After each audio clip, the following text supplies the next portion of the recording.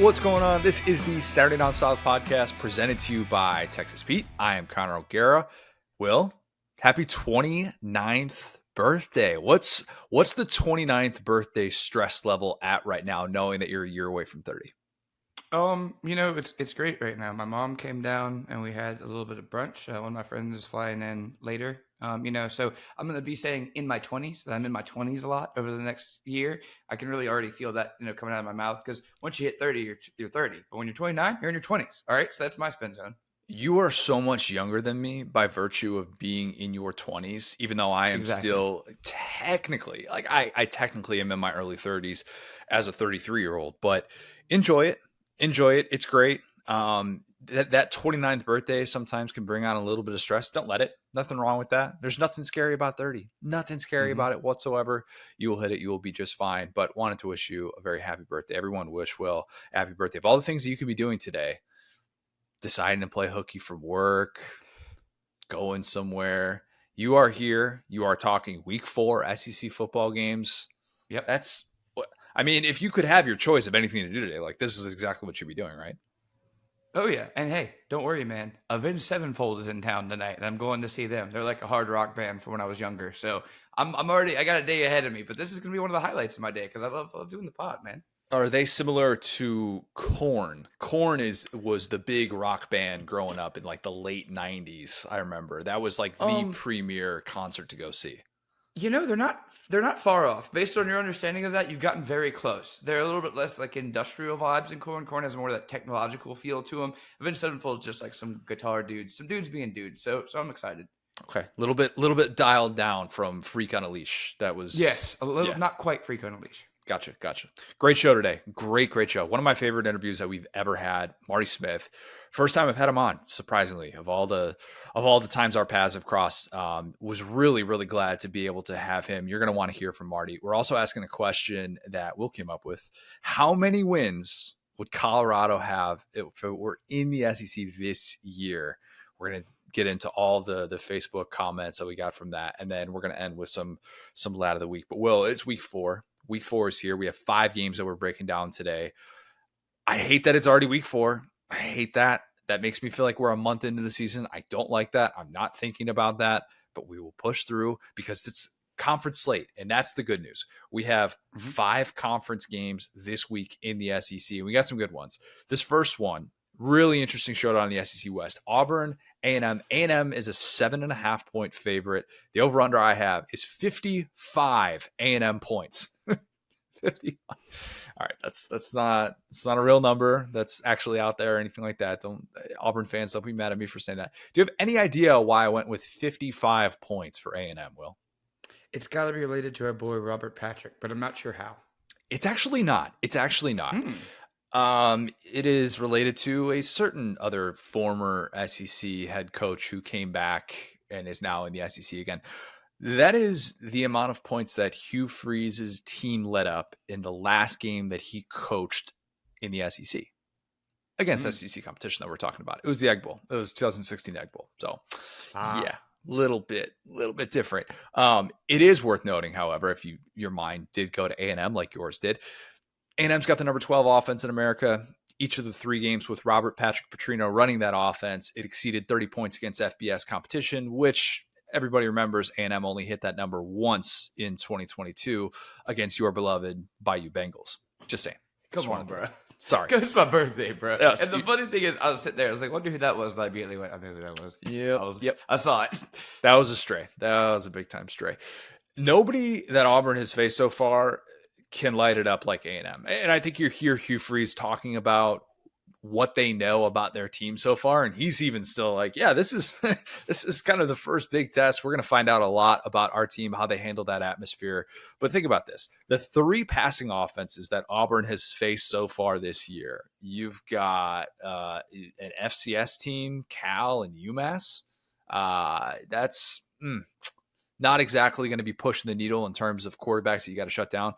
I don't want that to totally take away from the Auburn defense, which has been good. It's looked really, really solid so far. DJ James has been a great lockdown corner for them on the outside. It helps when you've got a guy like Eugene Asante who is either rushing the quarterback and speeding them up or getting into the backfield, putting teams behind the sticks.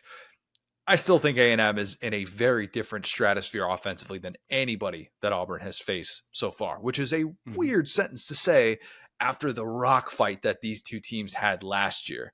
That game last year at Jordan-Hare, crowd was rocking for Cadillac. That was one of my favorite games of the year, and it didn't involve two teams that were playing in a bowl game. I mean, think about that. Like, whenever you want to talk about the passion of the SEC and what it means to some of these fan bases, all you got to do is just show them A&M Auburn last year, and you'll think to yourself, man, if you can get up for a game like that with two teams that are going nowhere, then that shows you the passion that is associated with this conference. And yes, why it does just mean more.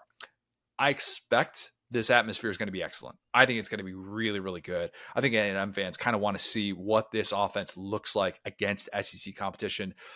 I think it's a credit to Freeze that they're only a 7.5-point dog. Think about where these programs were last year. Like maybe just 13 months ago, rather. Go back 13 months. Auburn had, I would call Brian Harsin a lame duck coach going into year 2. Yep. I would think that, well, at this time last year, even though I was saying that A&M was the most overrated team in the country, them and USC, there was still murmurs of maybe they have a national championship window open in 2023. By the time 2023 rolled around, that was the hope because the recruiting class. And at this time, 13 months ago, there was an expectation, hey, they're going to bounce back, preseason top 10, they're going to be fine. I don't know that Auburn has the ability to attack A&M's weakness enough. And I think that could hurt them in this one. There's also part of me that is really tempted to say, Hugh Freeze, Phil Montgomery, they're going to dial up a lot of looks to these receivers in favorable spots, one-on-one coverage on the outside. That's where you're going to get A&M if you're going to get them. I don't know, though, that those guys are capable of taking over in the way that Miami did. And as bad as the secondary looked in that Miami game, which it was basura, Will, part of that was because Tyler Van Dyke made some big-time throws. And I don't really know that Peyton Thorne is ready to step up and do some of those things. There's part of me that's tempted to be very cautious about the health of the A&M receivers. Evan Stewart missed last week. Noah Thomas was banged up. Jimbo said that they'd be fine. Could have just been a little bit precautionary. You want to make sure that they're ready for the SEC gauntlet. Those two guys really important to what A&M is trying to do this year. I think once again, I find myself just liking the A&M passing attack. I think that's going to be the difference. I'm going Aggies big. I'm going 34-17. I might be too high on A&M coming into this one, but look, 7.5. If you were an Auburn fan going into this year and you're like, hey, only a 7.5-point dog on the road at A&M, like, I don't know. That's not the worst thing considering what things could have been if Hugh Freeze didn't overhaul the roster. Yeah, I'm kind of with you in that we have two defenses that have kind of been basura. And Auburn's has been fine, but Auburn's been fine. I think Auburn's been fine defensively. Yeah. But here's the thing about Auburn, right? Trying to say this. When you have a defense that wasn't great last year, that we were always talking about, it was just kind of like one star and some dudes. And then, you have the coaching turnover, you have the stuff like that. I think that they also have not seen great competition. And I'm right there with you. I think the Auburn offense is the difference here. I think that both of these defenses can be a little bit herky-jerky, let's put it that way. But I think that, and you know my take on Wigman. I'm not getting into that again. But he's at least better than, Peyton Thorne and those boys. So as much as I think that Hugh Freeze will, dial up some cool stuff, in his first game back in the SEC, I don't think that where this program at in year one is where A&M is. And when you think, it's funny because A&M feels like this whole new coaching staff and this whole new regime. Jimbo's been there a minute. They just had some guys transferred out. So it's kind of like it's all their fault versus Hugh Freeze is starting to build something. But I still like the talent and the scheme better on the offensive side for A&M. Jimbo's trying to clean up his own mess, whereas Hugh Freeze is trying to clean up somebody else's mess. Yeah, that's essentially what you have. If A&M can't win this game, Will, against a first-year head coach at home, SEC opener, in a year in which the West looks wide open, and if you're A&M and you can't win this football game, the Jimbo buyout numbers will be trending. People will be screenshotting my column that Jim Weber had tweeted out like earlier in the offseason, which that went like re-viral. That maybe somebody's going to find me holding up the Iowa notepad. I got it sitting right here in my desk. We might have to break it out. You just never know. Yeah. This would be that type of loss for A&M, but I don't think A&M loses this game. I think at this point this would have to be Auburn. And I don't want to take credit away from what Auburn has done to get to 3-0, but this would feel like a really, really bad loss for the Aggies. I think they show up with a sense of urgency, and the offense does the heavy lifting in this one enough to be able to win. So we go to another SEC West game, Will, one that I am. I'm gonna talk not so much about your team, but about the very daunting task that is facing the visiting Hogs in Death Valley. Arkansas LSU. LSU is a 17.5-point favorite. The over-under is 3 Harold Perkins sacks. As we know, that is what he did last year. Harold Perkins, he owns the state of Arkansas. It belongs to him. If you Google it, it won't come up, but trust me, I checked the records. It says Harold Perkins owns the state of Arkansas for what he did as an 18-year-old in that game last year. Probably the best individual performance by an SEC defensive player all year. Maybe the best individual defensive performance that we saw all season by anyone. He was incredible. He made chasing down Malik Hornsby look like nothing. And he did it with the flu. Didn't know who MJ was. Everybody knows. You remember how that went. Did it against a better Arkansas offensive line too. That's the thing that I think is going to be pivotal in this one. Well, of all the things that Arkansas fans would like to see this weekend, Harold Perkins is dead last on that list. I think Arkansas fans, if you told them, hey, Harold Perkins, option A, Apocalypse, option B, they'd go option B, because that would be not having to see Harold Perkins in that case. Yeah. Look, here are the game by game numbers for Perkins as a pass rusher. If you're an Arkansas fan thinking, oh, maybe they won't want to rush him as much. We saw what they did in the opener, and Matt House clearly overthought that, and they didn't give him those opportunities. 7 snaps as a pass rusher against Florida State, well documented. 10 against Grambling, 17 last week against Mississippi State. He gets his first sack of the season. I'm going out on a limb, and I'm saying that number is going to be over 17. It's over 17, or if it's not, it's because Perkins already did his damage in the first half, and LSU's up like 35-0 or something, and he gets pulled. That's the only way that this number shouldn't be at least at 17. I think that they're going to give him a lot of those opportunities. I am going to guess that an Arkansas offensive line that could not stop BYU to save its life, I think they're going to have major problems. When KJ gets sacked 4 times in a game, sound the alarms. That's bad. Yeah. That's only happened 3 times in his career. I felt bad for him on that final drive. He did not have much of a chance. Sam Pittman has talked ad nauseum about that issue. The plan was not for KJ to be running for his life on dropbacks. That was right. Not it at all. It was to have balance. It was for allow him to actually be able to work through his progressions. When he's actually gotten time to do that, he's been really good. He has been, but he's gotten time to do that against lesser competition, not against the teams that are going to define Arkansas season. Way too often, Arkansas has just not found answers on the offensive line. I don't like that Rocket status is still in the air for this one. I don't like that Arkansas is number 81 right now in yards per play. I don't like that there is this much uncertainty on Arkansas's offense after they had 3 of these games at home in which they were a considerable favorite for. And I would still consider, 9.5 against BYU? I would still consider that being a considerable favorite as a 3-score underdog in this one. That's what Arkansas is against LSU. This feels like such an obvious mismatch, and I'm not going to overthink this. I'm not. I expect Arkansas to make adjustments. I would, if they don't, and they just have a tackle, try and stop Harold Perkins. Just don't even watch this game. Assume it's going to be that one-sided. Arkansas is not going to move the football. They're going to make adjustments. They will. But I just don't think there's any world in which Matt House is dumb enough to say, Harold Perkins, you know what we're going to do with you this game against Arkansas? This offensive line in shambles right now. Let's drop you into coverage. Let's see what that looks like. Let's experiment a little bit. No way.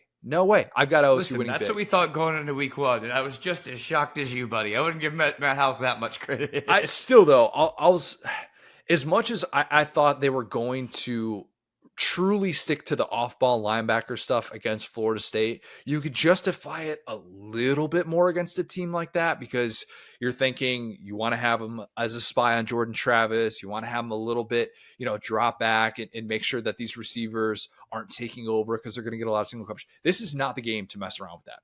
This is not the game. He is going to get opportunities galore to be able to beat someone in one-on-one or beat a tackle and then beat a running back in pass protection, whatever the case may be. This could be another Harold Perkins day for the state of Arkansas. It just could. And I think it will be. I've got LSU winning big, 35-10. Never really close. I don't think it'll be. Yeah, it's as we talked about kind of last week, it's so shocking that this offensive line with this head coach and this quarterback are taking sacks. I mean, okay, if I gave KJ Jefferson a football in one hand that he couldn't throw, just scramble drill, and I gave you a full head of steam, how long would it take for you to tackle KJ Jefferson? That's a great question. That's a great question. You would pull out the calendar. You would. Not the stopwatch. Reservations for next week. Yeah, just give me a couple months. I don't know. Like, give me a month. Let me tire him out. Maybe even then. I don't know. Pick him around. Rope a dope him.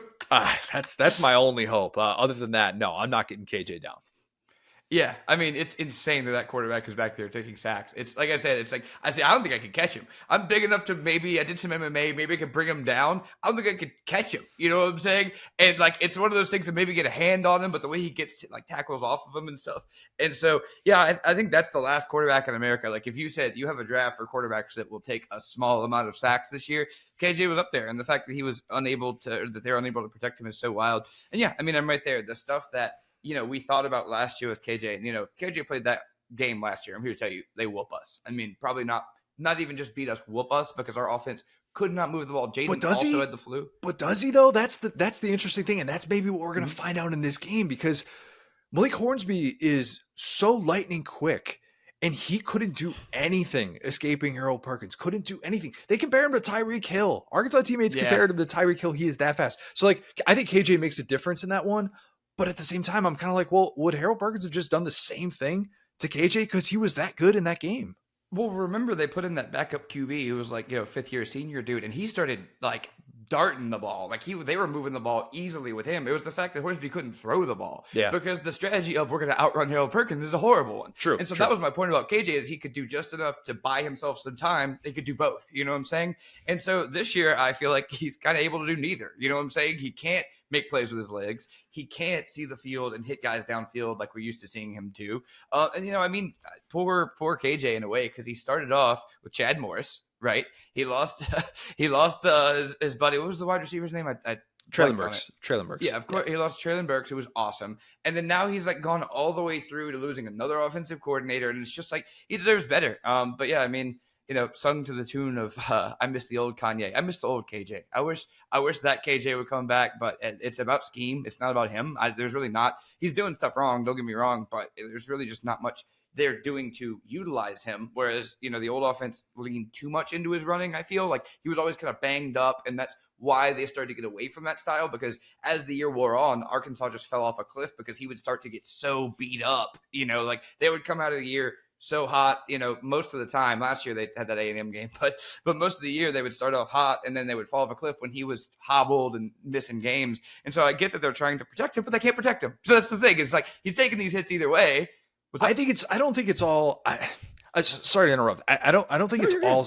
I don't think it's all scheme. I think if they had the right personnel, if they had experienced tackles on the outside, if they had guys that you actually felt good about that could handle themselves, I think that this is a different story with what they're able to do. And Sam Pittman has said, we can't just be a team that just is totally ineffective when teams blitz us. If that's as simple as it is to solve this offense, that's a problem. And you might look up at the score and say, well, Arkansas has 31 points in that game against BYU. Defensively, they have some issues to be able to work through as well. I still think the numbers with the defense have actually been fine, and I think they've done okay. I don't think it's going to be a unit that's going to do a ton of heavy lifting, but they've been all right. But you see it's a glaring weakness. It is a glaring weakness when you watch this football team, and it's so hard to stomach that a guy that is specialized on the offensive line in Sam Pittman is at this point of the season where he is now searching for answers, and he is admitting to everyone and their mother that this has to get figured out or else they're in big trouble. Yeah, 100%. And I'm right there with you. Can't say enough positive things about Jaden and the way he's playing in the SEC in the first half against FSU. So yeah, I mean, that Arkansas defense is just a unit that, I mean, again, they've been through a lot. They've had all these different coordinators, they've had all this personnel, they've had, guys like Nudie transfer in, and they played well, but it's just hard to find. It's like they just have not found the consistency that the Arkansas offense has for periods been able to find. The defense almost felt like they never had it, even when the offense was playing well. So, yeah, I think that, in Tiger Stadium, it's so sad because this was supposed to be the matchup of the first and second team, all SEC quarterbacks. But Sure. I just feel like, Arkansas's personnel, coaching staff haven't held up their end of the bargain, because if you look at how LSU's playing on defense specifically, what I'm saying, their defense stepped up last week, admitted against a team that was really trying to lose. But that's how Arkansas has been. And so point being, like, I feel like the supporting cast has really been the difference, and it's just completely in favor of Jaden Daniels. Well, I'm not proud of this, but I did something earlier in the week. Okay. You know me. I like to I over prepare. I like to just get out ahead of things so that I know what I'm talking about. So that if the subject does come up, I'm not on my heels or anything like that. Okay. I crunched the numbers on the Sam Pittman buyout. And yes, there are numbers that need to be crunched. I love Sam Pittman. Friend of the program. I hope Sam Pittman is Arkansas's coach for as long as they will have him, for as long as he wants to do that job. I would love a world in which Sam Pittman can just ride off into the sunset and live a great, great life, living in Hot Springs. Of course. And Lucy, the bulldog, she's doing well, and his wife, Jamie, get to live this great life, and he gets to be this guy that Arkansas fans look back on and they say, man, I'm so glad that Sam Pittman was able to come into our program and rebuild it. I'm here for all those things. I am. Mm-hmm. If I'm guessing today, I don't think he loses his job in year 4. I don't think that'll happen. But I looked this up because I talked about this brutal next month that he has. Nobody in college football has a more difficult schedule over the next month than the Arkansas Razorbacks. Simple as that. All 4 games away from home, 3 against top 15 teams, and then A&M, who, oh, by the way, beat Arkansas 10 of 11 times since it joined the SEC. Arkansas fans know all this, okay? Remember, though, the buyout is incentive-based. It's performance-based, rather. If his total Arkansas record is 500 or better at the time of his firing, he gets 75% of the remaining money on the contract. If his total Arkansas record is below 500 at the time of the firing, he gets 50% of the remaining contract. Sam Pittman is currently 21-18. Okay, so it's really, really close. But he's going to be an underdog in these next 4 games. That much we know. I'll say that with certainty. And after the way that last year's team sort of splintered when expectations went out the window, you just never know. Also remember that when Pittman signed that extension after the 2021 season, after his second year in Fayetteville, it was loaded with incentives. Loaded. One of those was that if he got to 7 wins, which could include a bowl game against a Power 5 team, that he would get an extra year added to his deal through 2027, and he would get a $250,000 bump in base pay. So that happened last year, so he took care of that. So based on that, my math tells me that if he is fired with a record of 500 or above at the end of this season, that buyout would be $15.75 million. Okay? Not crazy. Not crazy. If that record is below 500, that buyout would be $10.5 million. Pretty manageable. Manageable. I don't believe that Hunter Yurachek will fire Pittman unless this turns into 3-9 and he has clearly lost the program. Very rarely do you get 2 disappointing seasons in a row if you're an SEC head coach. That's just the way that the conferences work. That's what history tells us. Yeah. But I just wanted to make sure could not survive that, to be right. clear. Yeah, won a national championship. I mean, Chizik couldn't survive it. Season in football history, they were like 2 years in a row, brother. You're out of here. Yep, exactly right. So that's why I wanted to get ahead of this. I want to make sure that listeners are informed, even in the event that it doesn't happen. I want to make sure that the numbers are known and everybody's kind of able to understand what we're talking about here. So was that a fair thing to be able to dig into, despite the fact that it's like, okay, he's 1 loss into this season. Why are we already talking about buyout? I know. I fully grasp that. But before they head into this stretch, and they could be subject, and they could be on the wrong end of some blowouts here. I just wanted to make sure that was known. That's all. Yes. My only question is his buyout only in dollars, or is there a livestock component? Like, do they owe him 10 bulldogs, a couple of hogs? Are we just talking money here? Because that seems manageable. I think it's just money. Last I checked, Okay. didn't look into the fine print. I don't know if there are additional slobbering hog statues. Just Okay. for now, that is all that I'm aware of. But hey, you never know. Yeah, always got to read What the if they fine had print. custody of the slobbering hog statue if Oh they were to let him no, go, and they just no. they just take it, bro? No, but I mean, we love him, and it's unfortunately for Pittman, he came into a terrible situation and turned it around. And what that does is it puts the expectation up here, Yes, it does. and what he did getting, Felipe Franks before guys were even really doing that, honestly. I mean, the transfer quarterback, everyone was still kind of doing that whole, we don't want to transfer quarterback here. That was, really smart. And I think the comparisons to Coach O are a little bit unavoidable because you have a guy who, was an offensive line coach. Coach O was a defensive line coach. You have a guy who is a great recruiter. You have a guy who we love to root for. We have a guy who is, just amazing to be around. He does not speak like a football coach. He does not. He's so interesting. But what that means is because of that offensive line coach background, which not going to talk about if we were judging him off of that right now, he'd be in trouble. But he isn't a guy like we've talked about, like a Saban or a Kirby that has that little bit of like defensive coordinator in him that can go in and tinker with things and fix things. It's all going to come down to the coordinators, just like Coach O. And with Coach O, when things started going sideways, he couldn't get in there and start fixing stuff. Yep. And so with Pittman, we loved his coordinator hires, when they were made and they won the press conference, whatever. But for whatever reason, this has been a little bit of a puzzling situation that it's so obvious to see how this could have worked. And again, the offensive line is such a great example. It's like, okay, say what you will about the Coach O teams. They all had great D lines. That was one thing he was always able to do. Everything else sucked. Okay. But with Pittman, it's like, okay, it's kind of the thing that you hang your hat on. So yeah, I think that when you have a coach who kind of ebbs and flows with his coordinators like that, it can be a little bit more feast and famine. We're seeing a little bit of the famine, but I think that Pittman, you got to remember, like we talked about, where they were with Chad Morris. I mean, it was the lowest point, I think, in Arkansas football history. I think we could probably say that, considering how proud and respectable their history has been across the conferences and everything. So I think he deserves a little bit of a leash because at the end of the day, he beat his timeline, and I don't think we should punish him for that. It doesn't come down to that, because if it were simply about those expectations post 2019, yes, Arkansas fans would be happy. But the problem, and I think what many are worried about, is that you're going to enter this new phase of the SEC, and just like that, you're going to be in the basement. And that's what Arkansas is working against. And this 4-game stretch is going to be really, really telling. So I wanted to get ahead of those numbers. One other note about this game. This could have been a reunion game for Greg Brooks Jr., the former Arkansas defensive back who transferred to LSU last year. We found out before last week's game that he was out against Mississippi State on Wednesday. His family released that he had emergency surgery on Friday to remove a brain tumor. Really, really scary stuff.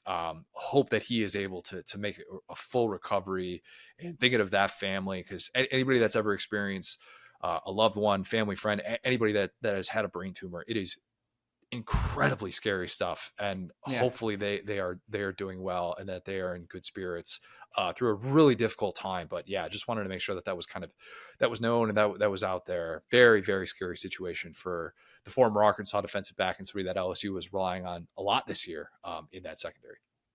Yeah, 100%. I mean, he's obviously been a big deal, especially as a leader for LSU, a guy that's coming in with, SEC experience like you were talking about. And that's a case scenario you just never imagine, right? Never. When a guy is just randomly out for a game. I mean, it's so, tough, but I mean, I'll say, and this could be the silver lining there. It's like, it's underrated how it can be a plus to have these medical staffs checking on these guys 100%. as much as they do.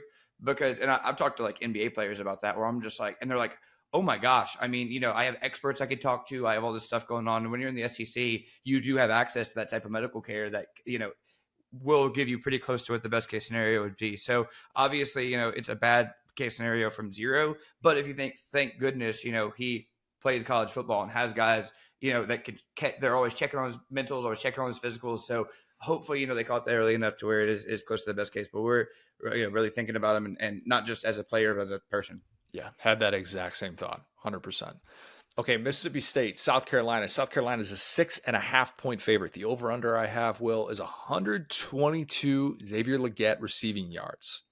That's what he's averaging this year. This is pretty crazy. He has been so good. I know we gave him a shout out on the last pod, but it's huge for South Carolina, especially knowing that Juice Wells has a broken bone in his foot. Beamer said that they're hopeful that it's not season ending. He already had a screw put in his foot with a prior procedure that he went through, but at the very least, he is going to be out for a bit.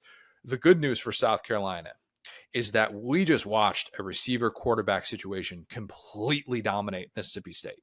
We saw it with Malik Neighbors and Jaden Daniels. It was totally one-sided. Malik Neighbors is the only... For a half, we watched this quarterback receiver combination dominate Georgia. That's true. That's true. That's a good point to keep in mind as well. There have been very few people that have been able to slow down what Leggett and Rattler have been able to do. Neighbors is the only receiver in the SEC that's averaging more receiving yards per game than Leggett so far. For all the talk about the Mississippi State transition on offense, what they're experiencing there, the guy that they missed the most from last year's team is Emmanuel Forbes. That is clear to me. He is already looking like a star in the NFL. He is somebody that I just thought was such a huge player in what Zach Arnett was trying to do these last few years. And they just don't have those options this year. I mean, think about this. And I didn't process this on the recap pod, but I should have, that we did a week ago.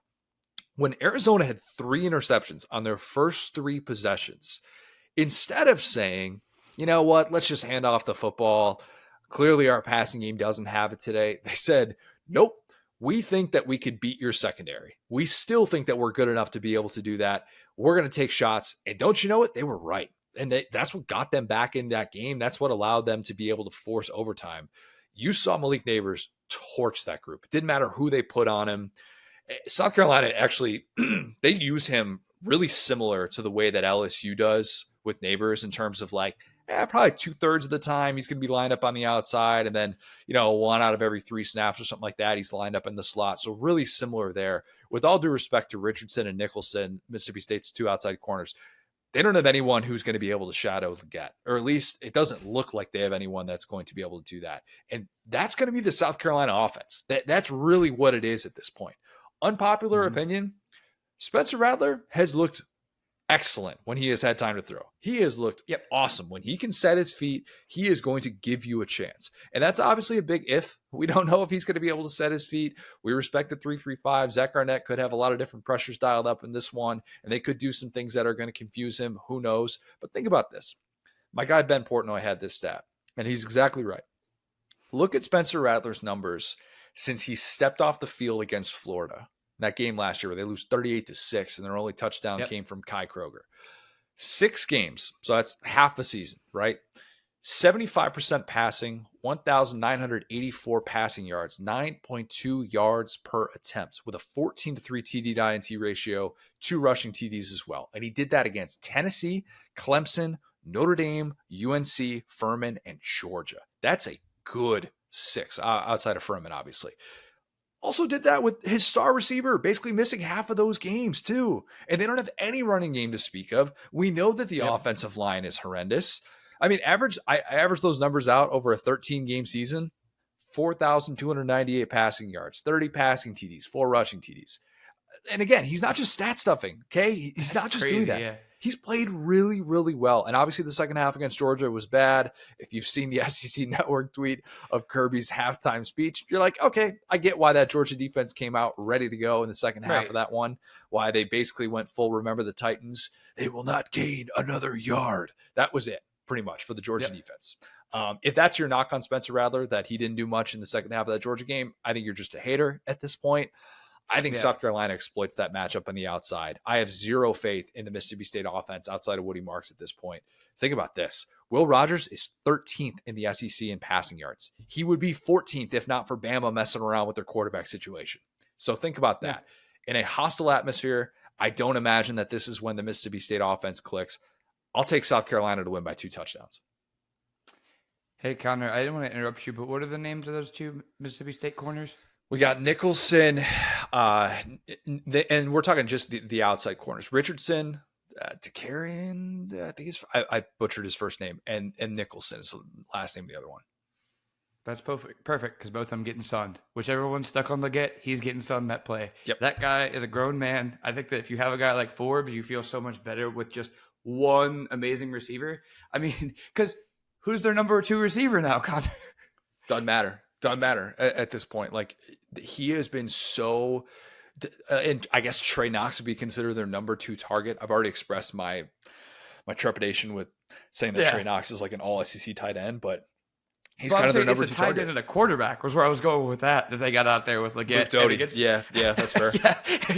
That's the funny thing is it's like, and you know, when you have Wells and Leggett, and then you throw that in there, that's a little bit of a nice little, you know, little gumbo you got going on. But when you just have one, but I think against Mississippi State, it's not going to super matter. And I was laughing earlier because you said Juice Wells is like, well, he has a screw in his foot, but he'll probably come back. Like that's so. If that was me, I would be DNP from my desk job. So that's so crazy to me. But yeah, I think. Man, unfortunately, both of these teams showed me something on Saturday. These are the 2 games I was obviously the most locked into. And I'm 100% with you. I was shocked when you said go look up the box score for Spencer Rattler.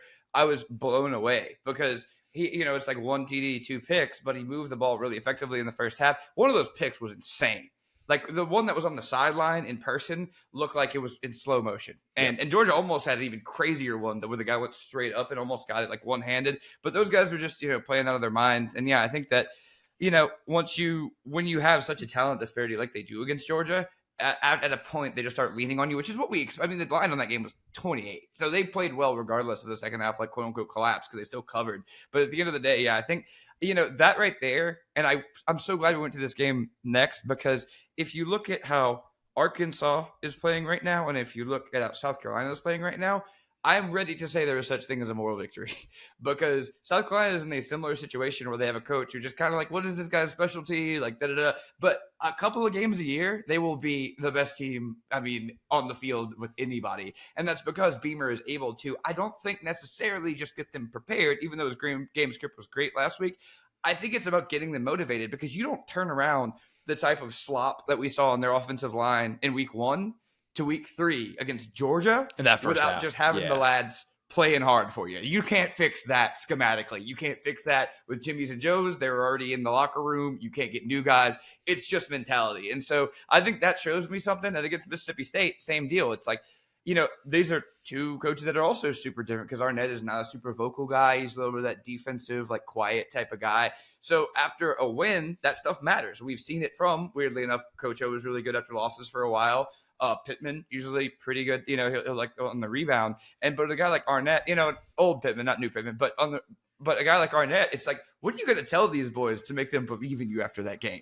Because your thing is supposed to be defense, and Malik Neighbors look like Calvin Johnson for 4 full quarters. Like what? Like they're looking at you like, what are you doing, dog? Not us. This isn't our fault. So yeah, I think that this turns around. Like you picked South Carolina to go second in the SEC. That team took the field for sure. In the East, yeah. Sorry. In the East, which I mean, whoever said yeah. But anyway, so that team for sure took the field against Georgia, the team that could finish second. Yeah. Hopefully we'll see a little bit of that team against Mississippi State because they're fun. I mean, when they will score the ball in ways that you've never seen before, South Carolina. I think that this game will leave Mississippi State fans going, man, I miss it when we could throw the football. I miss it when we had a connection, even like what South Carolina has right now with Rattler and Leggett. I just have a tough time. I think winning in the SEC on the road is a really difficult thing to do. And especially when you're a team that is still searching for who in the world you are. I don't think Mississippi State knows. I don't. Yep. I think they have some dudes that can make some plays in the defense with Jet Johnson, with Bookie Watson.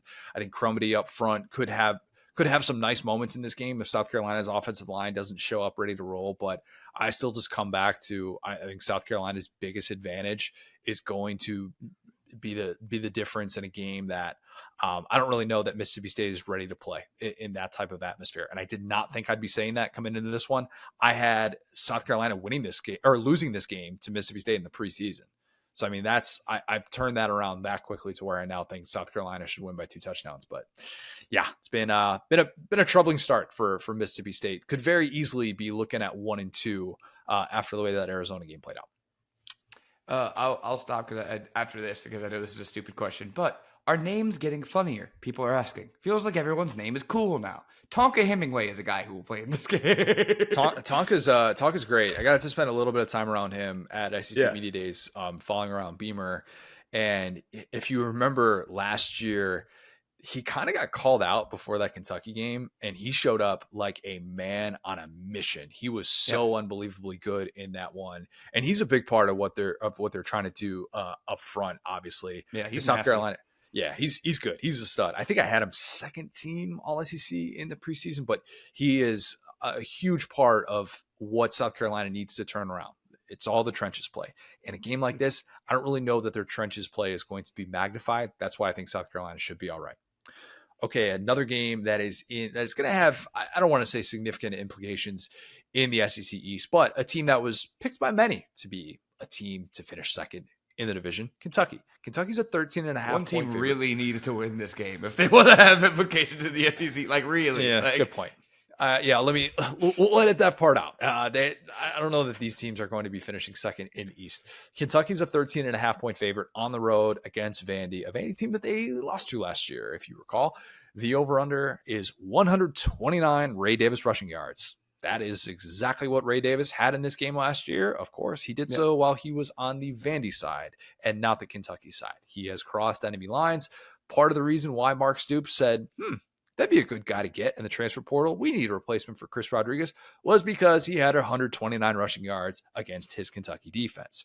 My guy, Adam Luckett, had this stat. Really interesting. So far, Ray Davis has 379 scrimmage yards, 7.1 yards per rush, 15.9 yards per reception. Definitely skewed by that big play last week. The Devin Leary falling down, like make something happen out of nothing. That was a big part of that play. but that was a sick play. I'm not going to take that away from him. That was a sick play. It was. 5 total touchdowns so far. Meanwhile, Vandy's current running backs combined, and in 4 games, not 3, 399 scrimmage yards, 4.4 yards per rush, 3 total TDs. There's no question that Vandy misses Ray Davis. There's also no question that Kentucky is very, very glad that they have Ray Davis, because without him, I think this offense would be even more stuck in the mud than they've been with these starts. They have gotten off to horrifically slow starts. 10 points in the first quarter this season, much like Georgia, kind of Georgia light with some of the game script and the way that it's been followed so far. Dane Key got off to that incredible start in the opener. He has kind of disappeared since then, which I'm surprised. I still think he has better days ahead, but that's a dude. The consistency, I know, is been a little bit of a question. When he's right, it's great to watch, but being able to have that approach week in, week out, I know that has been a point of emphasis for that Kentucky coaching staff. I think Devin Leary has just kind of looked off at times, and he's still getting on the same page as these receivers. The good news is that despite the slow offensive starts that Kentucky has gotten off to, they're still number 13 in the country in yards per play. You feel good about that. Because of how favorable the schedule has started off, you've gotten a chance to maybe figure some of those things out, work through some of the kinks, not necessarily have a slow start result in a 14-0 deficit early on or something. Vandy's defense so far has been yikes. Year 3 of the Clark Lee defense has not been what he has hoped. There's no denying that. I am guessing that all eyes are going to be on slowing down Ray Davis. That's the part of Kentucky's offense that they're going to try and take away. They need to put extra defenders in the box to be able to stop the run. But outside of CJ Taylor, I think that Vandy secondary has major issues, and that's where Kentucky is going to want to attack this defense.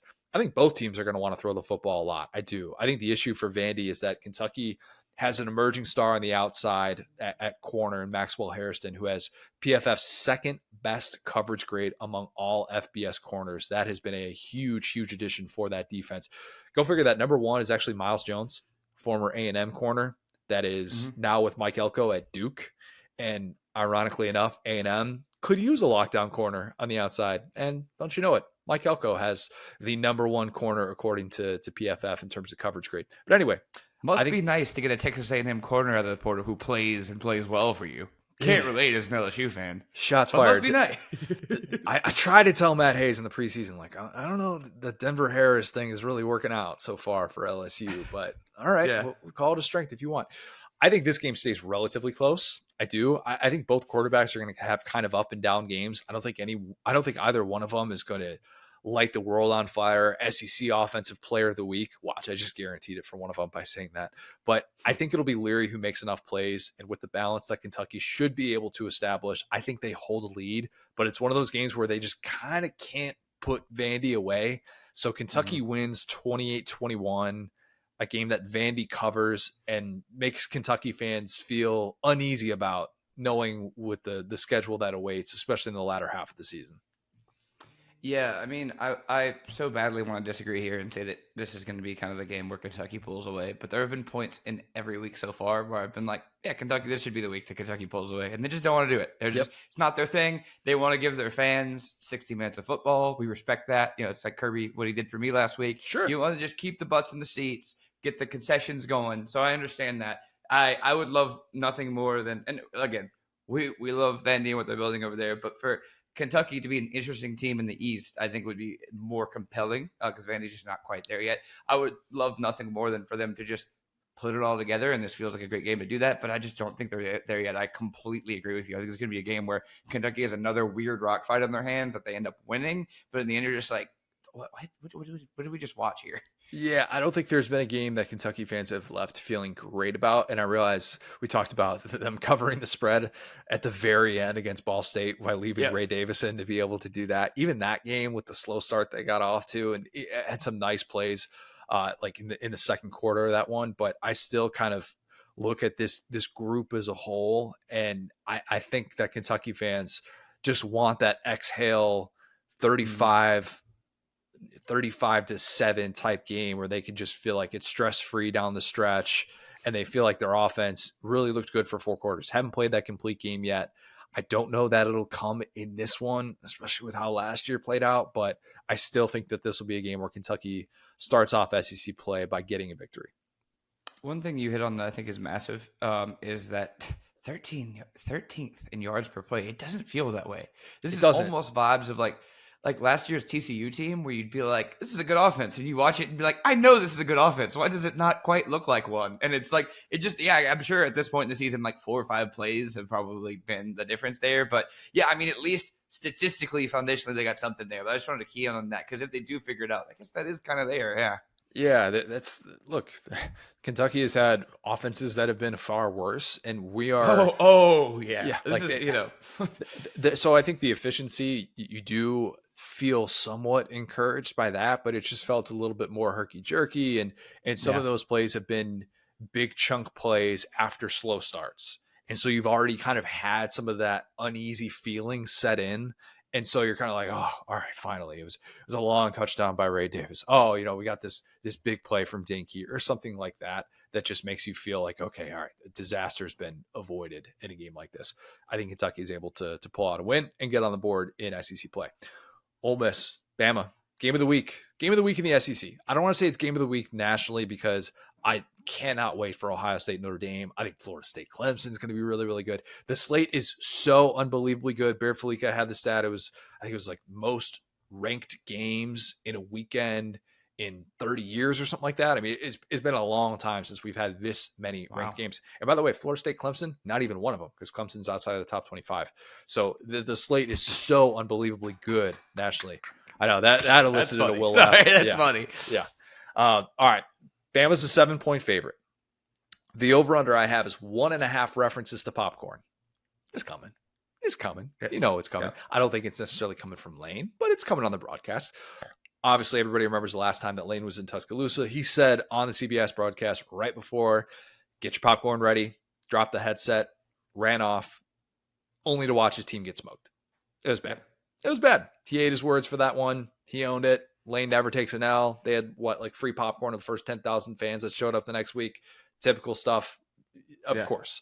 That was a bar. I don't care that unfortunately, I don't care that they lost because that was a bar. That was cool. If they had won that day, and I know they didn't even come anywhere close to winning that game was over by the end of the first quarter. But if they had won that day, that would be an all-time college football moment. To do that before beating Nick Saban like that in Tuscaloosa would have been incredible. But obviously that didn't happen. I don't know that Lane's going to be calling his shot this time. That game, though, was actually really the only boring game that Kiffin and Saban have been a part of together. That's kind of crazy to think about. 4 total meetings. Don't forget about 2009 Mount Cody game. Wow. Good looks. Yeah. So, and then obviously the game in 2020 where I think Bama gained all but 15 possible yards in that game. That was 63-48. That game was just peak COVID no defense season. Yep. that was it right there. And then Very real last and serious season. Yes. defensive numbers totally matter. Yes. Didn't give Zach Wilson all the money in the world. That definitely didn't play a part in that whatsoever. And then obviously last year, that game went down to the wire. Nobody wants to talk about how that game went down to the wire. They just want to talk about how the 2 losses that Alabama had went down to the wire. Instead, it was actually 5 games. This was one of those games that Bama won. Ole Miss had 1st and 10 on the Bama 14 in that game. And for whatever reason, and I don't know if it was Quinshon Judkins' gas because he had some big runs on that drive, but Lane didn't give the ball to Judkins. He had plenty of time to be able to do it. Jackson Dart took an awful sack. Bama had a pass deflection on 4th down to be able to hold on to that one. My popcorn's ready. It is ready. Lane's probably got his popcorn ready too. He's not going to talk about it, but he's got it ready. He started off the week by saying that he thought Kevin Steele wasn't calling plays for Bama's defense and that Travaris Robertson oh my gosh, man, was doing that after the Texas game. I have given Lane so much, strife for just being a little bit of a D-bag, but like I'm that way myself a little bit. Some of the stuff that he does, I'm just like, okay, that's good. Like the popcorn thing, that's good. That right there where he's like, this guy's actually not calling the plays, everyone. That is so next level trolling. Like many posters online wish they could be that good because then everyone's going to talk about that because an SEC head coach said that on record. That's so insane. It's wild to think that he actually said that. And you have to respect Lane saying it because he's spent his entire life as the son of Monty Kiffin. He knows what it looks like with someone who's calling plays and someone who's not. And even more so than you or I. And, I go back to the Mississippi State Bowl game where Jet Johnson said he didn't even know that Matt Brock was calling plays until the 4th quarter and that Zach Arnett wasn't actually calling plays in that one. So even a middle linebacker in a game doesn't fully know who's calling plays. It's all about who's, because you can have a guy who's not calling plays who's doing the signals as well. And so I don't know. Saban gave a non-denial about that. Kiffin said that he didn't realize, he didn't mean for it to become some big thing. Okay. I love him, man. And he did the same thing to Coach O. Remember after that one game they won, he was like, you guys never left base defense. I was cooking y'all all night. And that was like one of the funniest things. I was like, you're right. Facts. Yep. Can't deny that. Absolutely. Yeah, that was 2021. That was Arch Manning Day in Oxford, right? Where they had Eli's jersey retired, Arch is on the visit, and the Ole Miss offense, even with kind of a banged up Matt Corral that day looked really good. But yeah, Lane stirring the pot. And look, I think he is trying to get some uncertainty in that locker room. There is a lot of speculation about the unity within those walls at Alabama right now. Josh Pate, was such a good line. That was just everything about it was so perfect. That was systemic destruction by Lane Kiffin. There's more. Josh Pate said on a show that he had heard that there was a major effort issue from Bama players after Milroe was benched in that game against South Florida. And that Josh actually knew it was true because nobody at Bama pushed back on him after he said that. I had that conversation before with people. It's like, hey, you can float something out there that's talked about it with Edgar Thompson and the Jaden Rashada stuff, right? Edgar Thompson's like, hey, I had this number. I had reported this and I put this number out there. If it was ridiculous, Florida would have told me, Edgar, you're wrong. You need to put a retraction. That's been a popular topic of conversation this offseason with the Georgia stuff and the AJC. No. Nobody was pushing back on Josh. And I'm not here to confirm or deny what he said. What I do believe is that there seems to be some blood in the water that the outside world is smelling right now in Tuscaloosa. And that includes Lane, obviously. The question I've been thinking about since Sunday, since we hopped off our recap pod, it's an obvious one. If not now, then when for Lane Kiffin? If not now, when are you going to beat Nick Saban? I asked it last year, and I even said last year after he squandered that opportunity that I'm starting to think he's never going to beat Nick Saban. Just never going to happen. And then I saw this Bama team, and I said, wait a minute, there's hope again. I don't think there is a single thing that you can look at on paper with who these teams have been in this year and say, yep, advantage Alabama. Absolutely, 100%. Because trust me, I look for it. I look for it up and down. Remember when Lane jabbed Pete Golding in the postgame after the opener because Mercer had a QB run that went for 75 yards on the very first play? Remember that? Since then, the longest quarterback run that the Ole Miss defense allowed, 10 runs. Haynes King, not quite Jalen Milroe, but very, very mobile. And as somebody that loves the QB run game, they contain him very well. Jalen Milroe, starting in this football game, as we found out early in the week, just means that, look, he's not Ty Simpson. He's not Tyler Buckner. That's the good news for Alabama at this point. In Milroe's 3 games with legitimate reps against Power 5 competition, last year at Arkansas, last year at home against A&M as a 3-touchdown favorite, and this year at home against Texas, Bama is +3 during that time. That's it. +3 in scoring margin. You know who saw Jalen Milroe more than any current defensive coordinator on the planet? Pete Golding. You know who has a defense that ranks in the top 3rd in scoring defense and yards per play allowed with 18 different guys who have registered a TFL this season? Pete Golding. What about the Bama running game? What about the return to joyless murder ball, Will? It's joyless. Buddy, take the murder out of it. That's just joyless surrender ball. It's just joyless ball. That's it at this point. Ball. That's what I'm going to start calling this Bama offense if they don't turn around real soon. 58th in rushing offense after this entire offseason that we heard about that. 67th in the country in yards per rush. Interesting. Roydell Williams played twice as many snaps as my guy, Jason McClellan, in the USF game, and it was actually close. Something to keep in mind. But here's where Bama has to have an advantage, right? They have to have an advantage in this spot. Jackson Dart against the Alabama defense. There's it right there, right? Jackson Dart struggled in this game last year. There's a reason that Ole Miss lost when the game was put in his hands and Quinshon Judkins didn't get that work down the stretch. Yep. That's not an advantage this year. It's not. I should have put Jackson Dart at least at number 2 in terms of SEC quarterbacks when we talked about that the other day. Glaring omission on my part. He has been phenomenal. And I dug deeper into the numbers, and everything I see, I like more and more. 202.5 quarterback rating. Will, that's number 1 in the SEC. It's 6th in FBS. 12.5 yards per attempt. That's number 1 in the SEC. Tied for number 1 in FBS. 22 passing plays of 20 yards. That's number 1 in the SEC. Number 2 in FBS. And 213 rushing yards. He's the leading rusher on his own team with Quinshon Judkins. That's number 1 among SEC quarterbacks. It is number 7 among FBS quarterbacks. Quinn Ewers, he showed us a couple weeks ago. Quarterback with the right mindset, you can go into Tuscaloosa and you can beat this football team. Dart might have that right mindset. He might. The question is if Lane Kiffin has that right mindset. Yep. I think Lane puts more pressure on himself to win this one because of the overwhelming respect that he has for Nick Saban. I think it's gotten in his way a bit, and it's a little bit like Kirby, though obviously on a different stage because we're not talking about SEC championships and national championships at stake, right? I think so many of the decisions that Lane Kiffin has made has been with this game in mind, including his hiring of Pete Golding. If you told me that was at least 50% of the decision to hire him as his defensive coordinator, I'd say, yep, that makes a lot of sense. Even Lane trying to sit Judkins last week against Georgia Tech and then being told by Judkins, no, I'm playing in this one. I think even that was with Bama in mind.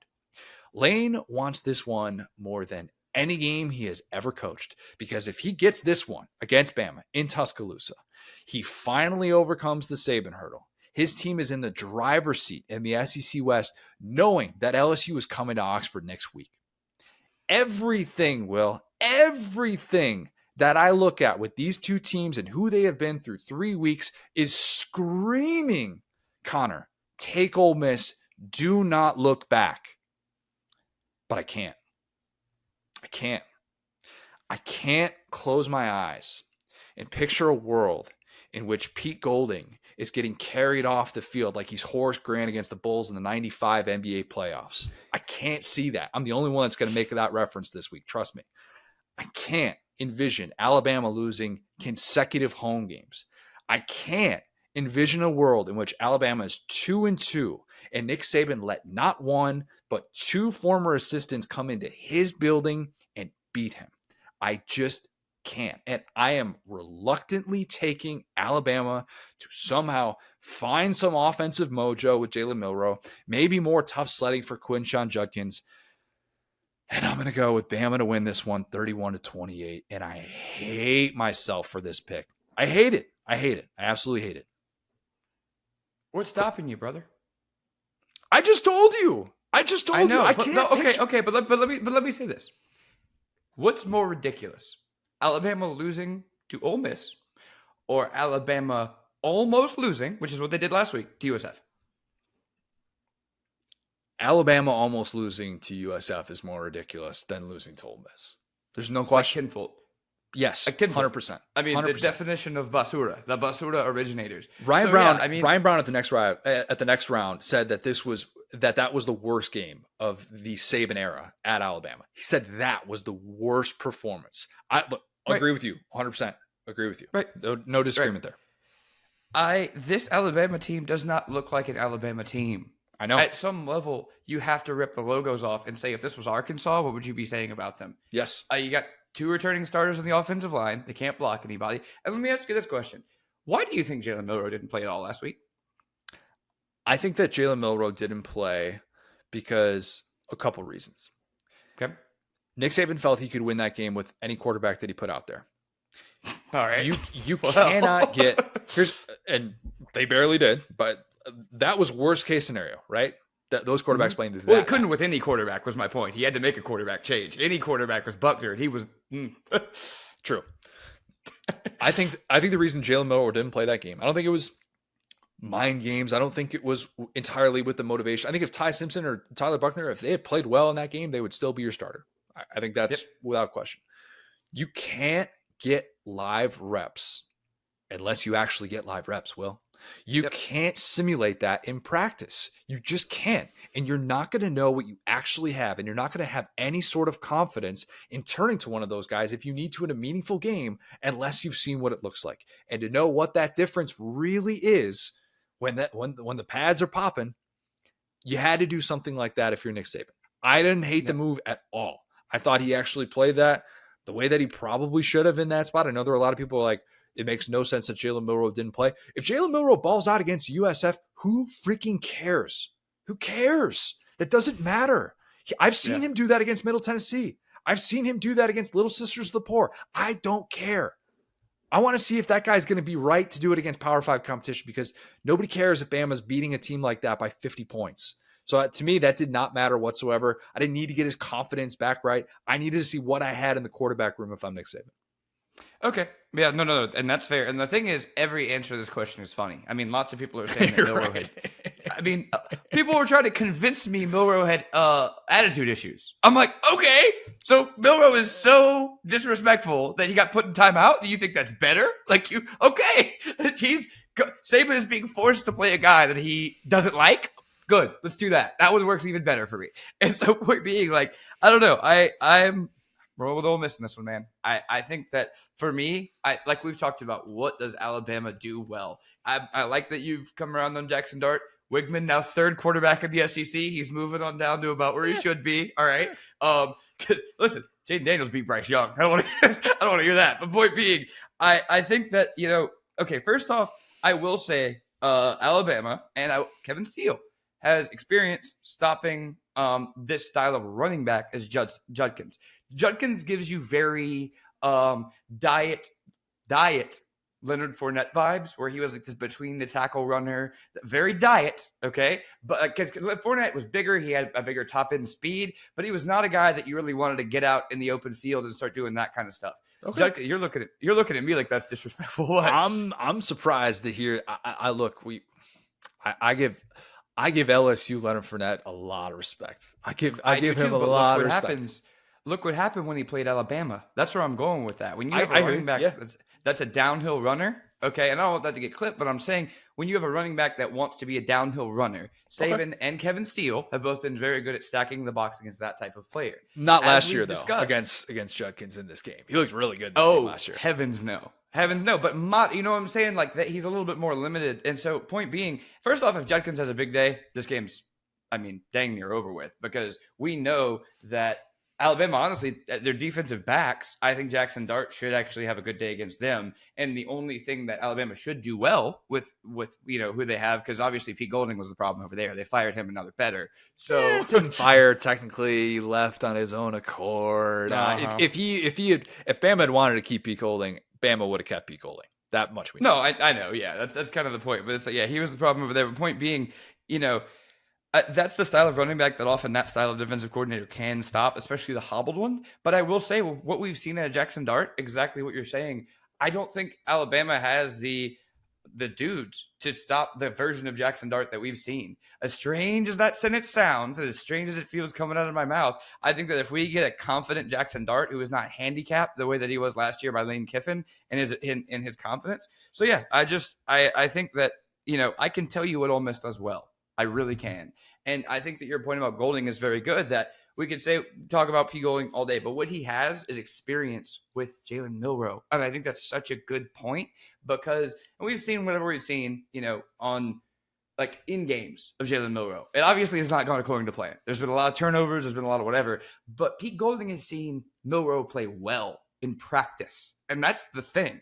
We've only seen what we can see. He's seen all of it. And I don't think Jalen Milroe's gotten markedly better. He can't beat out Tyler Buckner right now. So I think the version of who he, you know, what he sees, I think that he knows the strengths. I think he knows the weaknesses. And so, yeah, I think that it wouldn't shock me at all if Alabama wins this game. I think, you know, they haven't lost to Ole Miss since Hugh Freeze was there. So, I mean, that's not like some big shocking thing. But I do think that, to your point, this is the time that Lane can finally earn a little bit of that respect, show that he is the coach for Ole Miss's future, which last year I was kind of up in the air. And, yeah, I mean, I think that Alabama, and when I go back to Alabama not being a regular Alabama team, I want to again revisit, because it might be the last time I can do this. I want to again revisit the J.C. Latham quote from SEC Media Days. Man. Latham, one of 2 returning starters on the Tide's line, is not happy the expectations for Alabama are lower than they were a year ago at this time. It's disrespectful, and I don't appreciate that at all. Understanding that I know this group, we're going to win it all, a national championship, undefeated. Nope. The Joe Moore Award. How are we feeling about the Joe Moore Award? Not great. Not great. Nope. Okay. And he wants the Outland Trophy. So, no? I don't want to say that that's not going to happen, but that's not going to happen. Okay. Look, here's so my the ultimate. final 3 things are already out. So, like, that's what I'm saying. Alabama doesn't do this. They don't have infighting. They don't get out in front of the media and give you these tasty quotes like that. Like, Kiffin feels like this is his style of warfare because he loves doing that kind of stuff. Here's my ultimatum. And I promise, because I don't want to just keep defaulting to this every single week, because I just gave you all those reasons why this matchup on paper this year with these 2 teams, who they have been, favors Ole Miss. And the spread won't tell you that. History won't tell you that. But what we've seen so far will tell you that. My ultimatum is that if Alabama does not win this football game, I am going to stop pulling from the archives. I will no longer dip into, well, in the Saban era, this happened. Oh, in the Saban era, this is how they performed in this venue. All of those things go out the window if this team falls to 2-2 and loses its second game against Power 5 competition this year. If this team cannot get that done, it is pointless to bring up previous Saban era stats, because this group does not subscribe to any of that previous identity, even the 2021, 2022 identity. By the way, 2021 still went to a national championship, but obviously that was a team that still had its issues. I will not default to that anymore. This is the game, and that is the only reason that I am picking Bama to win this one. I am admitting that, and that was my philosophy in the preseason, and I ignored so many of the things on paper, and I am telling everyone right now, I am done ignoring those things if Ole Miss beats Bama and if this happens. Can you imagine the conversations around Tuscaloosa and the calls that Feinbaum is going to get on Monday if Ole Miss wins this game? Next level sky is falling. I get it on your DVRs. Feinbaum Monday would be electric. Oh my gosh. Let me tell you something, Paul. Congress needs to open an investigation into what they're doing in Tuscaloosa. That is a basura imitation of a Feinbaum caller. You can do better than that. That's that my was too Feinbaum caller. That was too stereotypical. I've called Feinbaum. What? Yeah, dude, I've told you. I called Feinbaum. My mom called Feinbaum. I grew up I went to high school in Hoover, Alabama, where they were before they even got SEC Network. We got 94.5. So you have called in. Have you gotten through? Yeah, both me and my mom got through. Okay. And did you have good takes? My mom was just dumping on, I think, Trent Richardson, and I said that Les Miles should not be scared of Nick Saban in the national championship game, which I was obviously wrong about. No reason to talk about that. But see, okay, I'm gonna pause you right there. As a fan okay? The amount of respect that I've given Alabama on this podcast is honestly, I mean, I jokingly take shots at Bama, but I picked Bama to beat LSU last year. You know what I'm saying? Like, I have not let that cloud for a second my opinion of Alabama, because if you want to talk about joyless, it's 9-10 straight years. I don't know if we count 2011 or not. We probably do, honestly. 9-10 straight years of Alabama whooping us. And it's just, like I said, I have been ultimately respectful of Alabama. I'm not some like LSU fan who gets on here and is just like, ha ha, Alabama's going to lose this week. I mean, I've been so whatever, Saban. I just don't see it. I think that the last 2 years they had Will Anderson, they had Bryce Young, two of the best football players we've ever seen in college. And I don't know those dudes. I think this year we talked about who's the guy that's going to emerge. We still don't have that guy. Jason McClellan, solid, as we've talked about. Not Derrick Henry. Yeah. Not Derrick Henry. Yeah. And you need that. You need to be able to just destroy the clock to keep this offense, on the field. And Jalen Milroe does the opposite of that. So, yeah, I mean, will they play better than they did against USF? Sure, 100%. But once you get in this SEC slate, and like I said about Ole Miss, or about Lane Kiffin, it's a guy that I have doubted a lot, probably more than most people. I think I got tired of his stuff last year. I really quickly was like, stopped working for that Auburn job. You're letting your team down. You're wasting a year of these guys' eligibility by just being so lackadaisical about this. Feels like he's locked in right now. Feels like this is pretty clearly, in that top 4 of SEC teams, Ole Miss. If not, 2, 3, or wherever you want to put them. They have probably the second best win behind Mizzou. So I think this finally everything is lining up to, like I said, I'm not a hater. I'm not sitting here hoping for this. I think Ole Miss is a better team than Alabama today. Yeah, I don't disagree. Bama, the over-under of Bama first rounders right now might be, it's probably sitting at 2, which feels crazy. Dallas Turner, Kool-Aid McKinstry. McKinstry's had some moments this year where I've been like, he's like not been a good corner. He's been a good return man. He's electric, but he's not putting it all together, I feel. Yeah, he's probably still going to get that kind of love just because of some of the things he could do as an I'm not disagreeing with you. I'm just saying he hadn't played well. Yeah, you're right. But it's weird to think of Bama potentially having like 1 or 2 first rounders. That's kind of what this team is starting to look like. Very telling week. Cannot wait for this one. It's going to be so good. Lock of the week, Will. Bless you, Iowa. Oh, Iowa did exactly what I hoped. Yep. Keeping that offense on the field. The drive for 325. Beautiful. Chef's kiss right there to cover that spread the way that they did in the final minute. I am on the board all because I laid 4 touchdowns for Iowa. Thank you, Brian Ferentz, offensive juggernaut. I think I have to become a Brian Ferentz apologist now, basically. The guy, just give him a chance. Said no one ever besides his dad. His dad has given him plenty of chances. One human being on earth will give him chances. Unfortunately, that man is his boss. We need more nepotism in college football, right? Let's not get this totally out of our game. Our sport's changing a lot. We can't get rid of nepotism as well. We're going to get to 500 this week, Will. And how are we going to do it? Because Duke is laying 21.5 at UConn. Let's put some respect on my guy Mike Elko's name, okay?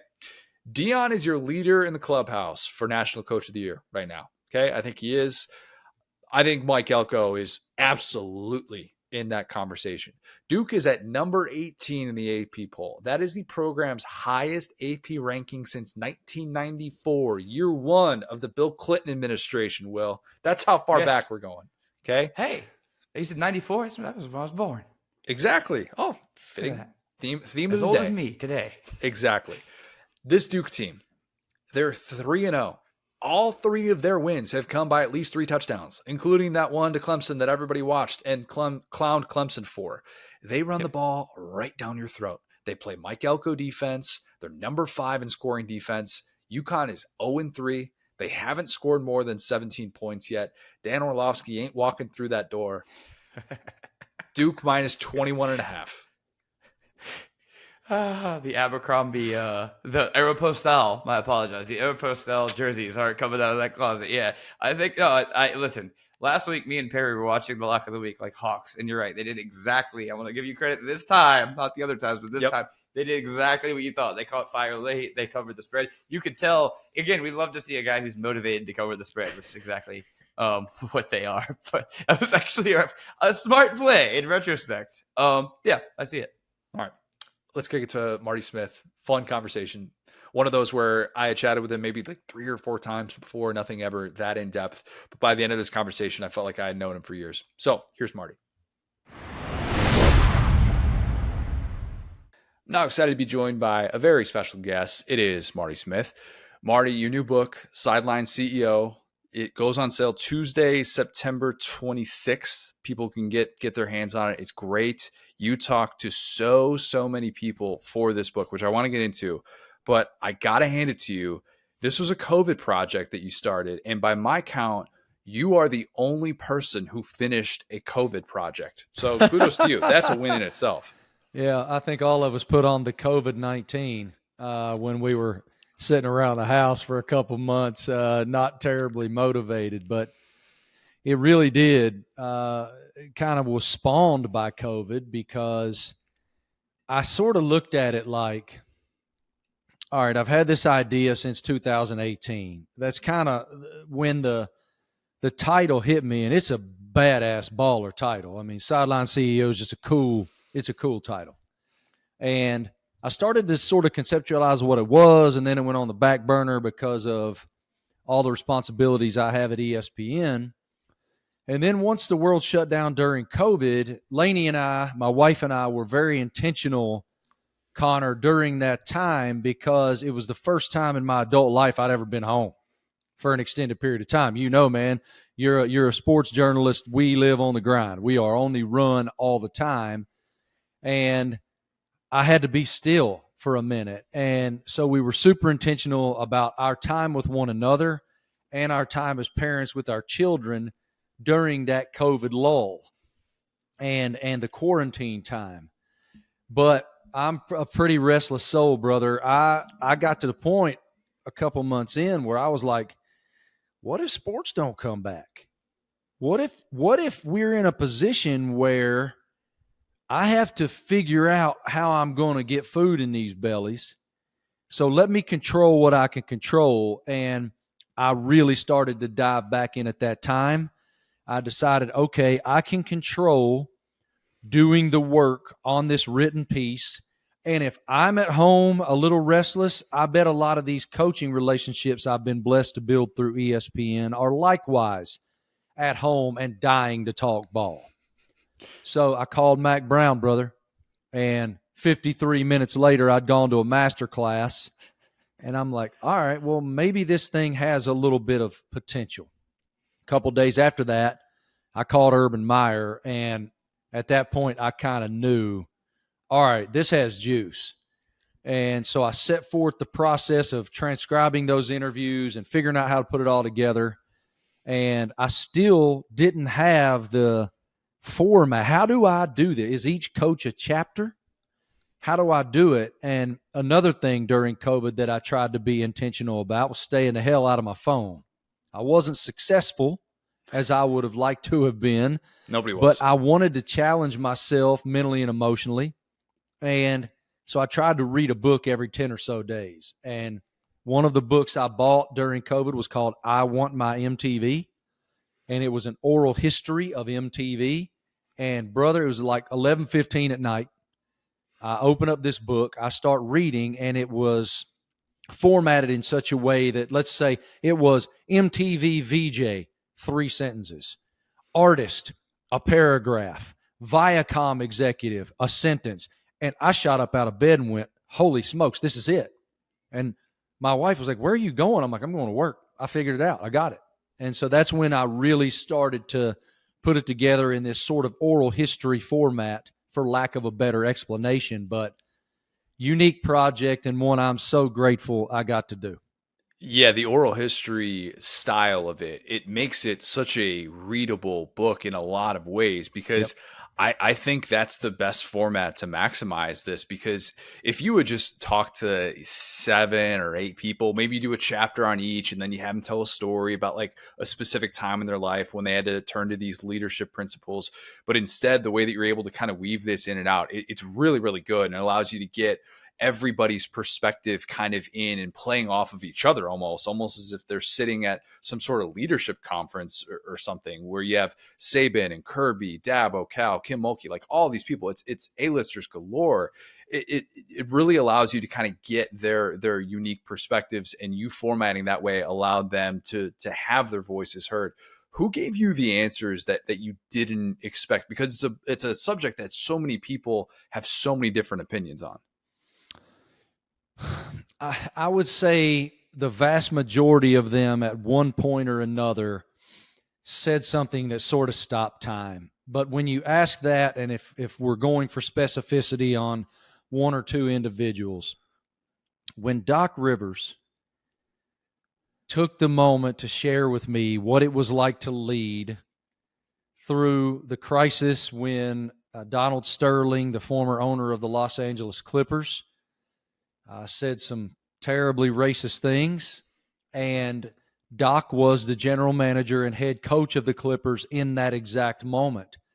And he was very vulnerable with me and very open and direct about what it was like to walk into practice and how meticulous he had to be in every single nuanced decision he had to make as someone that in his mind, his players looked at as an extension of that ownership in that moment. And I won't give it all away. Connor, I think you've read it, but for Doc to say that he could tell really quickly how hurt his players were and that he had this list of notes that he was going to go through ahead of practice that day, but he just put the notes down. And he looked at his players and he said, hello, my name is Glenn Rivers, not Doc Rivers. I'm from Chicago. My mom had this occupation. My father had that occupation. And quoting him, I'm a black man, and I've seen more racism than any of y'all have. And him sharing how that disarmed his guys and humanized him to them, and what it was like then once he got humanized to them, and to then manage the aftermath in the media and in the public eye was just, I shared with him in the aftermath, Connor, that I was so grateful to him for doing that and for sharing that in these pages, because I feel like that specific passage will have tremendous impact on people. It certainly did for me. And, Doc's a dynamic leader, and I am so grateful for him that he shared that. It's called Sideline CEO, but having basketball perspectives in there, like you talk about with Doc, I think it definitely adds to just the theme of the book. And my favorite part, the part that really stood out to me, that kind of stopped me in my tracks, was actually what Izzo said, where he said, I tell you what I hate. I hate when people say he leads by example. I hate when I have a parent that always says to me, hey, my son's a leader. And I said, what do you mean he's a leader? He says he's a 3.8 GPA student. He works out every day. He does this, he does that. He's a hell of a leader. And I said, your son is not a leader. He's in the gym by himself. He studies by himself. A leader must influence people. He ain't leading nobody. That hit me like a ton of bricks. I was like, I've had people say about me before, like teachers that have said like, oh, Connor's leader. And I'm like, no, I'm not. I stay to myself. I'm a beta. I don't take on these characteristics. I'm too intimidated for those things. What did you think of when he told you that? The same thing, because we've heard it. It's almost a cliche at this point. He leads by example. And there are certainly leaders who have done that. There are players who might be quiet by nature. There are executives who might be quiet or measured by nature, and people look at and go, that guy or that lady, they got it. They got it, whatever it is. So when Coach shared that with me, I kind of went, okay, wow. But it lends itself to what nearly every one of them said when I asked them simply, what is leadership? And it is getting people to follow you based on trust of your words and trust of your actions, especially when they don't believe they're capable of doing it themselves. And man, it's leadership's an interesting thing, because there are all of these different variables that are involved in the great ones. And you can be a great one with a completely different personality. Nick Saban and Dabo Swinney probably in their day-to-day walk couldn't be more different other than their football coaches.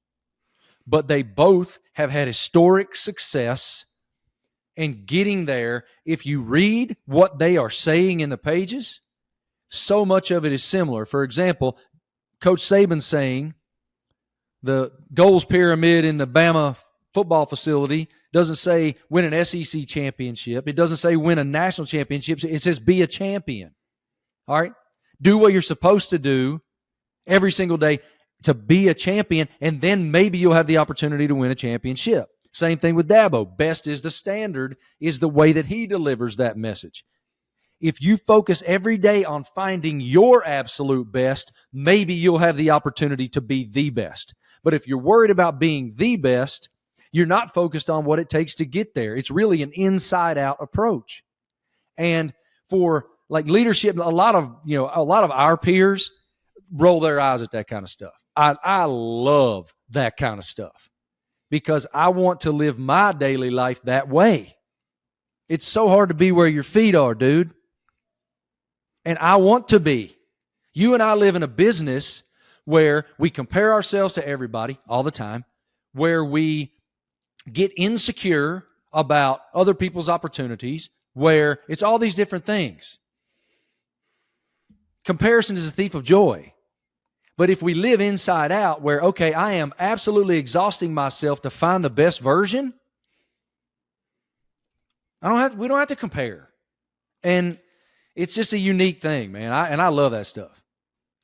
I think there are a lot of college football programs right now who are re-examining how they view leadership. And with Deion exploding the way that he has, I think that there is an opening in terms of what leadership looks like, in terms of like an open-mindedness that I hope will come of this. I don't want to call it a full-on renaissance. That seems a little bit grand, but I think the vast majority of Power 5 head coaches right now, they're either up and coming coordinators or they are former Group of 5 head coaches, right? And athletic directors view it through that lens. Okay, there are so few exceptions right now. And really so much of it is not based on whether or not you can call plays, especially as more and more head coaches are getting away from play calling duties. They just don't have time for it. But I think the as you talk about, the thing that a lot of media members, myself included sometimes, will roll our eyes at, leader of young men, that's never been more important.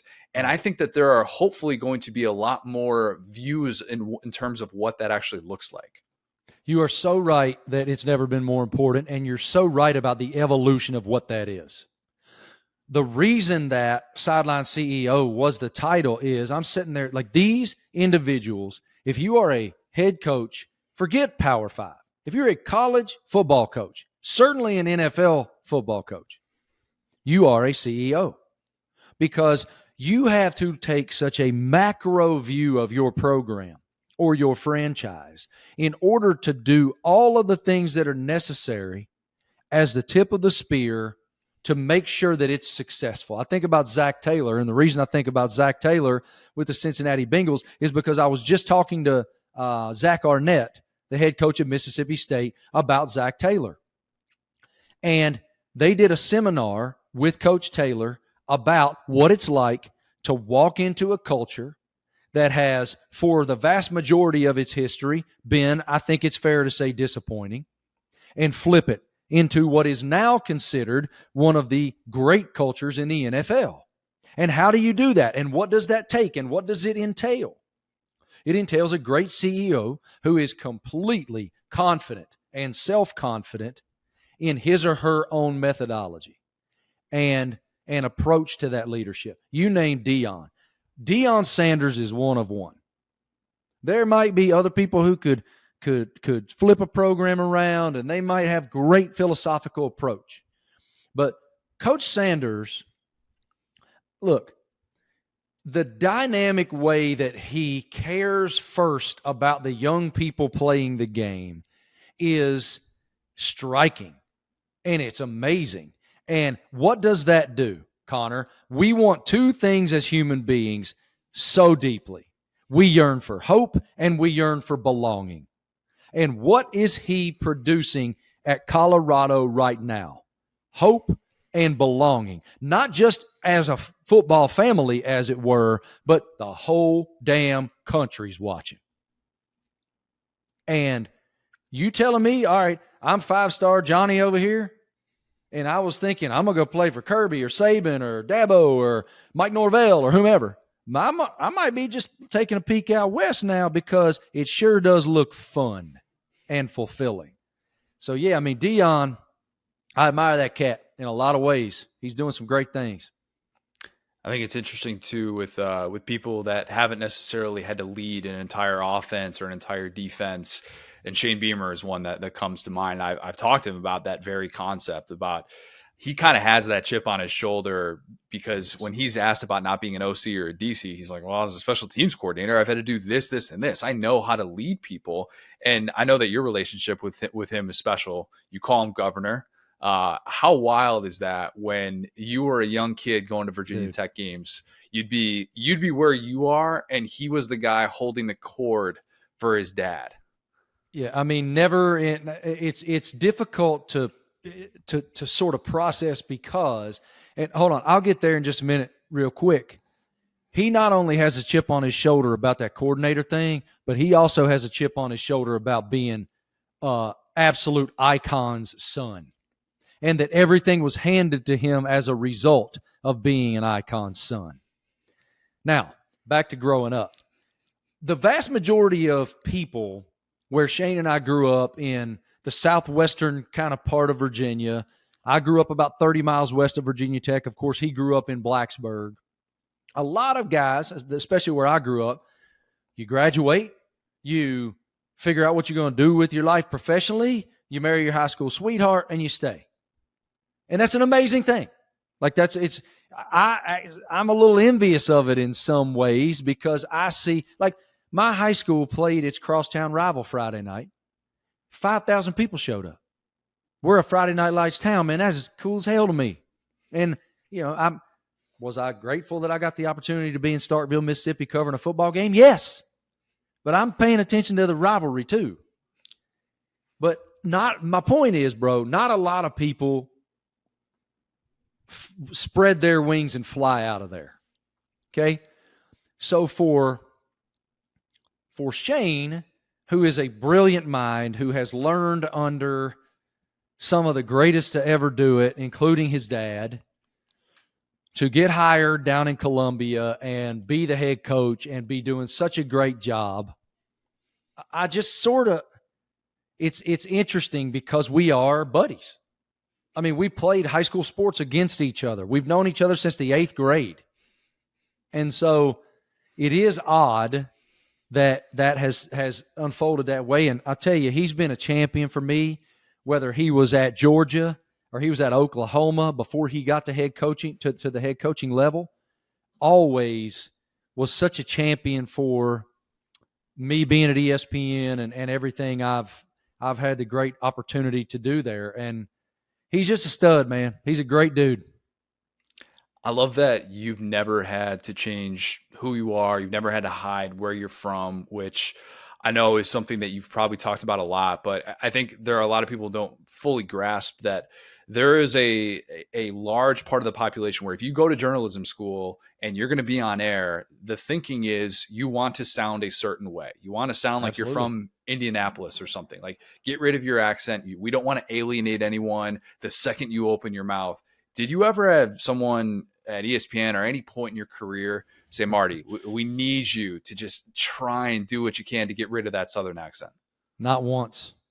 Not one time. And I'll tell you, though, so what happens, Connor, is when I go to Texas A&M or Georgia or Tennessee for our work for college football or college basketball, invariably, broadcast journalism students will approach me and say, hey, Professor X or Professor Y is telling me I got to go to school to lose this accent.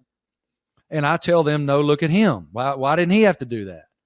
And I tell them, I just think that that's just not true. You can be Southern and articulate at the same time. And it's also funny to me how many people on social media say my accent's fake. As if it's this great benefit to have a Southern accent in broadcast journalism. But I will tell you one funny story about the accent. One reason I believe that I've never had to worry about that is ESPN hired me for NASCAR. And this accent is authentic to the NASCAR core fan base. And so, look, I'm not over here using terrible grammar or double negatives all the time or anything like that. So there's the folksy part to it, I think. But I remember very, very distinctly doing a live report on the pre-race show from Bristol Motor Speedway in probably 2008, I want to say. And I got done with the live shot, and I went back to the media room, and I had a voicemail pop up on my phone. And it was Wendy Nix. And Wendy Nix, who is, of course, a phenomenal host across many different platforms. Wendy is from the PD region of South Carolina. And it was suggested to her to go to school to lose her accent. And she said to me, she saw that live shot, and she said, never, ever lose it. Don't let them change you. And I just thought that was, first of all, really cool and thoughtful of her to share that. But second, I'm like, I would have never had any clue that she was from that region because she's lost it. She's lost that accent. It's kind of crazy how I'm proud of it, dude. Like, I say this often. No matter where my branches may extend, I am forever rooted in Appalachia and Giles County, Virginia. And I am so proud to represent that area. And I always will be. And Shane is too. And I do wonder how he got out of there without the same accent. I was going to ask you about that. Isn't that interesting? Dude, I will tell you, even though it's only about 30 miles west of where it's another world. Blacksburg was the big city for us, and Roanoke may as well have been Manhattan, which is 60 miles away. It's true. And James spent time at other places as well. So like there's a little bit of that. He talks about his roots in Kentucky, and there are stuff there as well. So maybe he's a little bit more of like I don't want to say a nomad, but he's got, he's got more than Virginia probably running through his blood rather. I want to talk to you about a clip that is just so all time. I watch it several times a year. You already know where I'm going with this. Leave the Sides is one of the funniest things I've ever seen. It is so good. For those who don't know what I'm talking about, you've probably seen it on social media somewhere. But Marty's hosting SEC Nation. Marcus Spears, Tebow, Feinbaum, they're on set. And Spears was asking about the haircuts that you and Tebow get. And by the way, I'm like kind of a hybrid of you and Tebow. With the looks good, man. We're doing what we can. And so Tebow says, Paul, what do you tell them? You guys just all lose it. And Marcus's laugh is so great. It's such a great part. Paul doesn't lose it, but you, Marcus, and I couldn't Tebow, breathe, dude. It's so good. So tell me that the is story the clip. That is the clip that they'll be playing at my funeral. Like that clip will live forever. It shows up in my social media at multiple times a week, every week. And it is funny every single time. And kind of the way it went down, well, you know the SEC as well as I do, or better. Do you remember a quarterback? It wasn't Gardner Minshew. Who was it?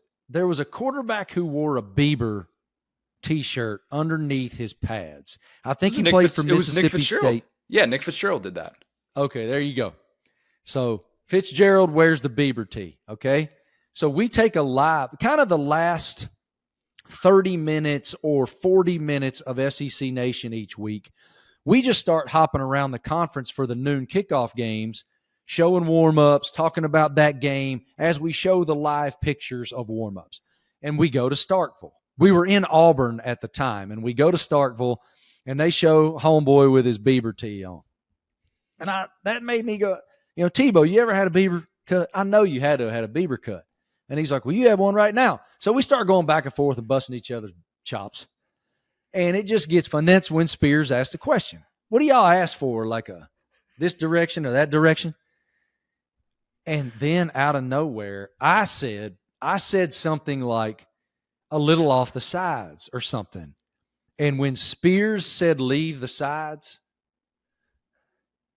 I'm telling you, dude, we went to break. Like none of us could breathe. It was the funniest moment. I've done some really wild and stupid things on television, as you may know. That's the funniest moment I've ever had on TV and probably always will be. We couldn't breathe. None of us could breathe. And watching Tim and Marcus have that moment together where they're just belly laughing and laughing all over each other, it's just gorgeous. I mean, it's great television. It's almost better that Feinbaum it wasn't like Feinbaum broke down too. He was actually able to answer the question and give a somewhat realistic answer, but it's so good. It's so good that Tebow put it as his sign off when he wrote the foreword for Sideline Wasn't CEO. that hysterical? Leave the sides. When I read that very first part, I'm like, all right, I got to pull out my phone. I got to watch the clip right There's now. a guy, I don't remember the name of the hat company or I'd shout it out, but there's a hat company, custom hat company in South Carolina somewhere, and they just made a run of hats with a leather patch on the face of the cap, and it's Feinbaum's head, and it just says "Leave the sides." And they actually wrote to me and said, the response to this hat is so overwhelming, we're actually going to sell the thing. Leave the sides, baby. That'll be the clip that'll be on your gravestone, and then that's the clip that'll be shown when everybody's got like 4K video on their gravestones. Yeah, that'll be perfect. Right, exactly. When we all have big screens on our headstones. Yeah, of course. So that's the funniest moment on air that you've had. What's the most awkward moment you've had on air? The most awkward moment I've had on air. I've had a bunch, man. I would say the one that was probably the most awkward was, I don't remember the year, maybe 2012, 2011, something like that. The NASCAR driver, Kurt Busch, with whom I'm now super close, he was pretty fired up about something. I asked him a question he didn't like. We kind of got into it a little bit, and a report was written about that kind of back and forth. And as a result, I would never have addressed it, but I had to address it on television. And I'm not sure, but I think if you type my name into Google or into YouTube, that still might be the first clip that comes up. But it was just ridiculous. I mean, it was just Kurt and I both being competitive people. We laugh about it now. But when you have to go on TV and discuss your own shortcomings like that, it's a bit of an awkward thing. And honestly, if I'm being honest with you, man, I wasn't self-confident enough in that season of my life to have great conviction about what I was saying. I hope that never happens again, but I would probably take a very different approach now. I would just call the person and be like, dude, was an idiot. I'm sorry. But anyway, I would say that's probably it. I'm trying to think of some other awkward ones. There's been plenty of them, man, but that's the first one that comes to mind. Of all the things that you have going for you in your life, great family, great job. You get to go to a new SEC town every single week, ESPN reporting year round, like all the things that you get to do. I am most jealous of your relationship with Eric Church. Like that is number one for me, like far and away. How did that start, and how can I also become boys with him? This story is the rarest of the rare because of how we met and then how it unfolded from there. So I guess I'll just tell the whole thing. So, all right, my father passed away in 2008. My mother passed away in 98. During that 10-year interim, my father was physically functional. He was emotionally struggling really badly. He had given up for the most part. And so our relationship during the last couple of years of his life was such that I desperately wanted time with him, but the time had to be on his terms when he was in a great place emotionally, if that makes sense. So when he did pass, I was lost. I'll tell you, Connor, I don't care what your relationship is with your father if you are a male, whether he's your best friend, whether y'all butt heads, whether you fight, whatever that relationship is, your father is a compass. And if you need an answer to a problem, he's got it. Roof's leaking, call Dad. Truck won't start, call Dad. Having a fight with a buddy, call Dad. Need money, call Dad. Well, that compass is wayward when your father dies. And mine was all over the place. I was rudderless, just trying to figure it out, barely 31 years old at that time. And so my childhood home, because he had given up, was in terrible shape. My old man, from the time that I can remember him, lit one Marlboro light off the next. And that's what, I mean, from the second he got up till right before he went to bed, he was cranking heaters. And so late in his life, he spent a lot of time smoking, a lot of time drinking Crown Royal, and he wasn't in the best place. And our house was really in bad shape. So when he passed, I kind of made it a mission that I wanted to keep the property and that we were going to fix it up. And so our son, who is now a high school senior, was a little tyke at the time. He was 2.5 years old. And so we didn't want to bring him up there and subject him to what the house shape was. And so I'd go up there by myself sometimes. Laney, my wife, would go up by herself sometimes to help clean. But when I was up there by myself, man, I was so sad. I was just overwhelmed with grief so bad that I would drink Jack Daniels out of the bottle, and I would turn Sinners Like Me up as loud as it would go, and I would sing it as loud as I could sing it.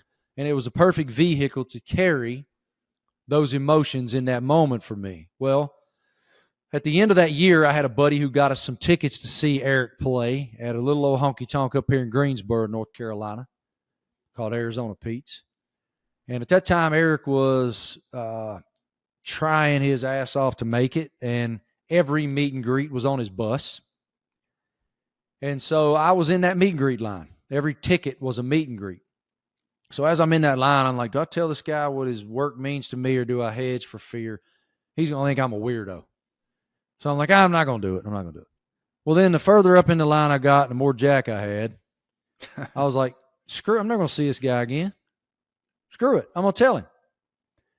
So I get up there on the bus and I stick my hand out. I don't have the guts to look him in the eye. And I said, hey, man, it's going to be weird. I lost my daddy this year, and I desperately needed a tow rope. I needed something to pull me along. And that record was the perfect vehicle to carry that for me and pull me. And I know that you're going to be the biggest star in the format one day. But every single night while you're playing these little old honky-tonk sewers, there's at least one person in that crowd who desperately needs what you have to say. And tonight it's me. And I was mortified it came out of my mouth. I was about to run off the bus. And he was like, hold on, come here. Come back here. Tell me some more. So we fellowshipped a little more and went in. The show was great. About 6 months later, my phone rang. He'd been fired from the Rascal Flatts Me and My Gang tour. And his label was trying to do some goodwill, get him to do some goodwill and fish in this fishing tournament called the Porter Wagner Memorial Fishing Tournament. And it was to raise money for artists and musicians who didn't have benefits in case they needed some money in a crisis. Eric said, no, won't do it. No chance, not doing it. Finally, according to the public relations individual who called me, he slammed his fist on the table and said, you get that Marty Smith guy from ESPN, fly his ass to Nashville, spend a day on the water with me, I'll do it. Otherwise, blankety blank, blank, blank. And I'm like, is this a prank call? I mean, Connor, I'm standing outside the 29 hauler waiting to interview Kevin Harvick, and I'm on the phone listening to this lady tell me this. I'm like, you don't understand. Like, I love Eric Church. She goes, we know. We'll pay you to come. Please come. I'm like, you ain't got to pay me. I'll be there. So I called my wife. I'm like, babe, I ain't coming home tomorrow. I'm going to go to Nashville, and apparently I'm going to fish with Eric Church. So I fly to Nashville. Eric, per usual, shows up about 45 minutes late, and all the boats are gone. We're just sitting there in the marina waiting on him. He has a cooler full of beer, and me and him got drunk, raised hell, became fast friends, won the fishing tournament. And we have been thick as thieves ever since, man. Isn't that weird? Oh my God. That's incredible. I knew there was a bond, obviously, like over his music and stuff, but I think a lot of people wonder about that. And I've talked about this on the podcast before of like what it's like when you meet a celebrity or something like that. And I've had that very same thought of if I ever got to meet Chris Stapleton, I would tell him, your music got me through the death of my dad. And he probably hears that all the time. Tell me that story. So my dad died when I was 27 and 3 bouts of cancer in about a year. As I was in a different place in my life, but had a great support system and everything that went around it. But in the days that he was dying, he had terminal cancer. My mom had Broken Halos as the intro song for his montage. I heard Broken Halos probably 20 times a day for like a 3-week stretch. And that moment was like right after that, I was like, all right, this is going to help me get through seeing these photos that I'm going to have to look at of my dad and think back on these memories of his life. And also, like I had already become a Chris Stapleton fan. I actually saw Chris Stapleton open for Eric Church 2015 in Nebraska, ironically enough. And that was like right before he was hitting it big, and it was incredible. And I turned to him so many times during my grief. And I thought to myself, I'm going to turn on some Stapleton. I'm going to belt my heart out like to whatever comes on.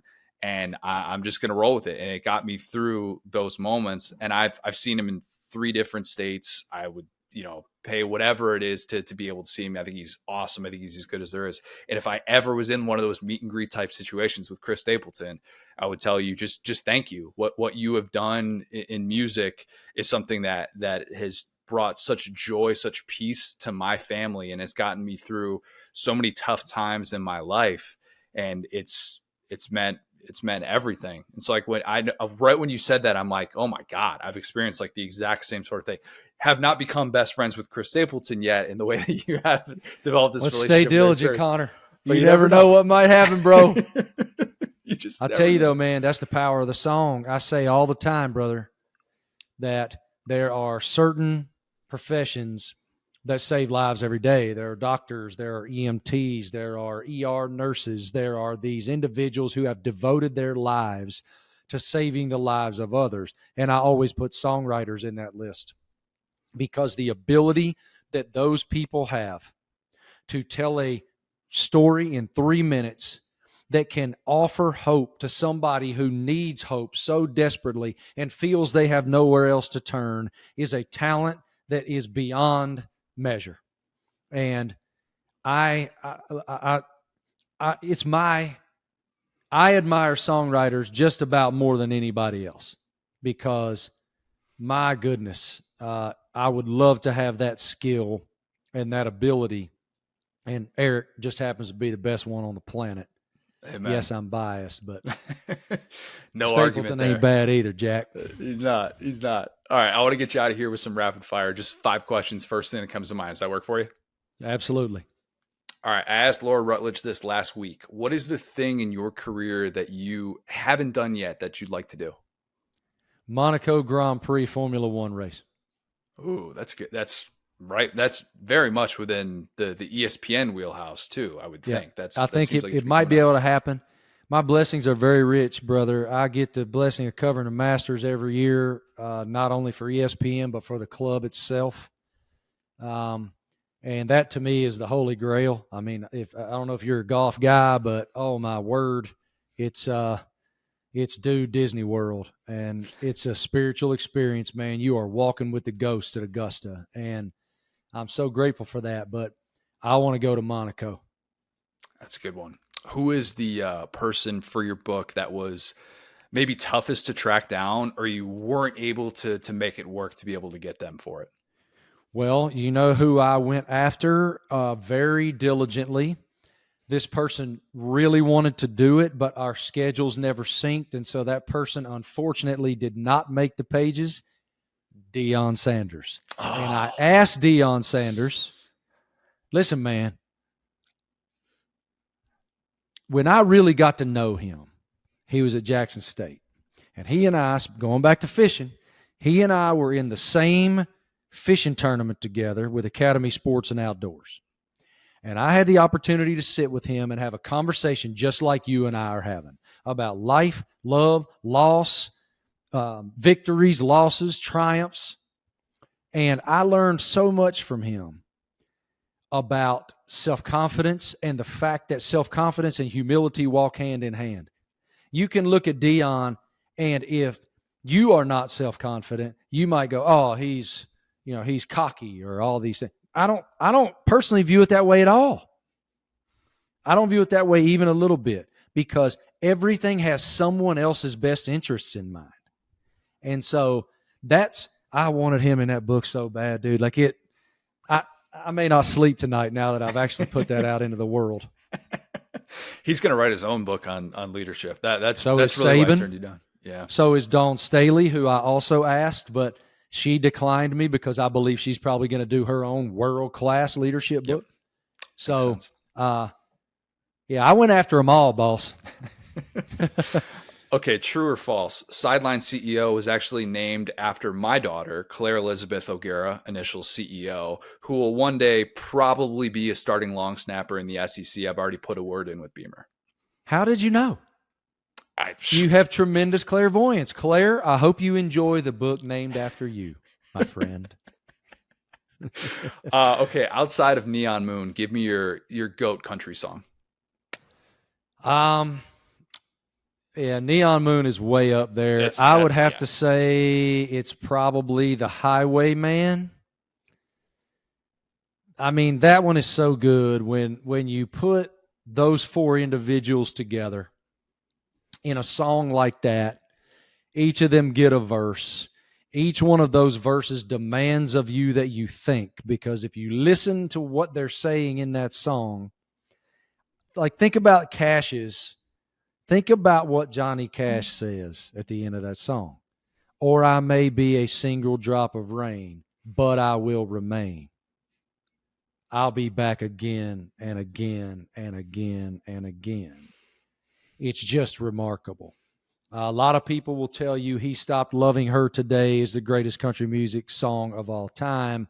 A lot of people will say, I think that's probably an individual question for each person. We tried to have a debate the other day over cold beers about the Mount Rushmore of country music. It's a difficult one.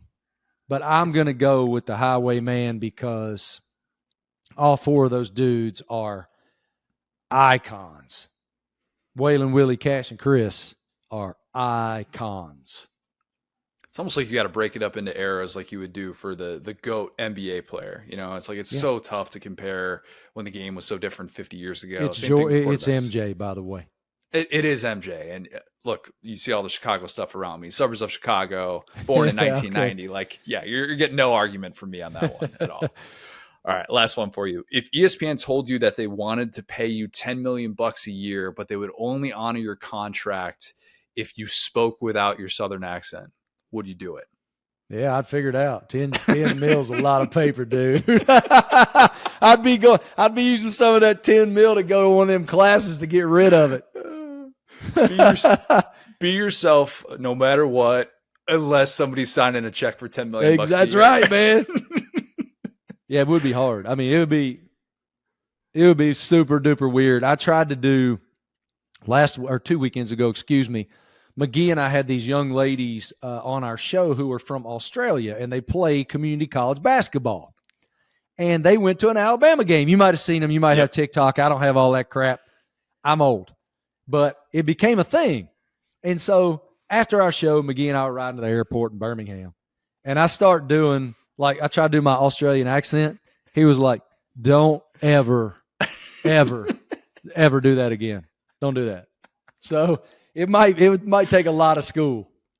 Oh God. Yeah, that would be incredible. Could you imagine if you just did this in silence and then busted it out for a full-on report? Like you just, like with SEC Nation or Marty McGee, something like that, and you just go into it without saying a word. You talk about going viral. That would go more viral than Leave the Sides. I mean, I'm telling you, it's just weird how many people think I'm making it up. And that includes some writers. There have been There, one writer specifically came after me pretty good and was extremely critical of the fact that he believes it's a show, What? a prominent one, and it just cracks me up. I'm like, man, and then if you heard my buddies I grew up with, you would understand that it is as country as it gets and as southern as it gets in the southwestern part of Virginia and East Tennessee and East Kentucky, and that whole Appalachian corridor is very much country. And all of us got this accent. That'd be incredible if you were doing it for this long. That would actually be more impressive if this was fake and you didn't have any sort of slip ups or anything like that. That would that smart. There's no chance I could do that. All right, I'm gonna have to ask you off air who exactly is doing that, because that makes no sense to me whatsoever. I will answer it later. I really appreciate the time, man. Sideline CEO, September 26th. Everybody go pick up a copy. It's awesome, really good stuff. We'll do this again soon, man.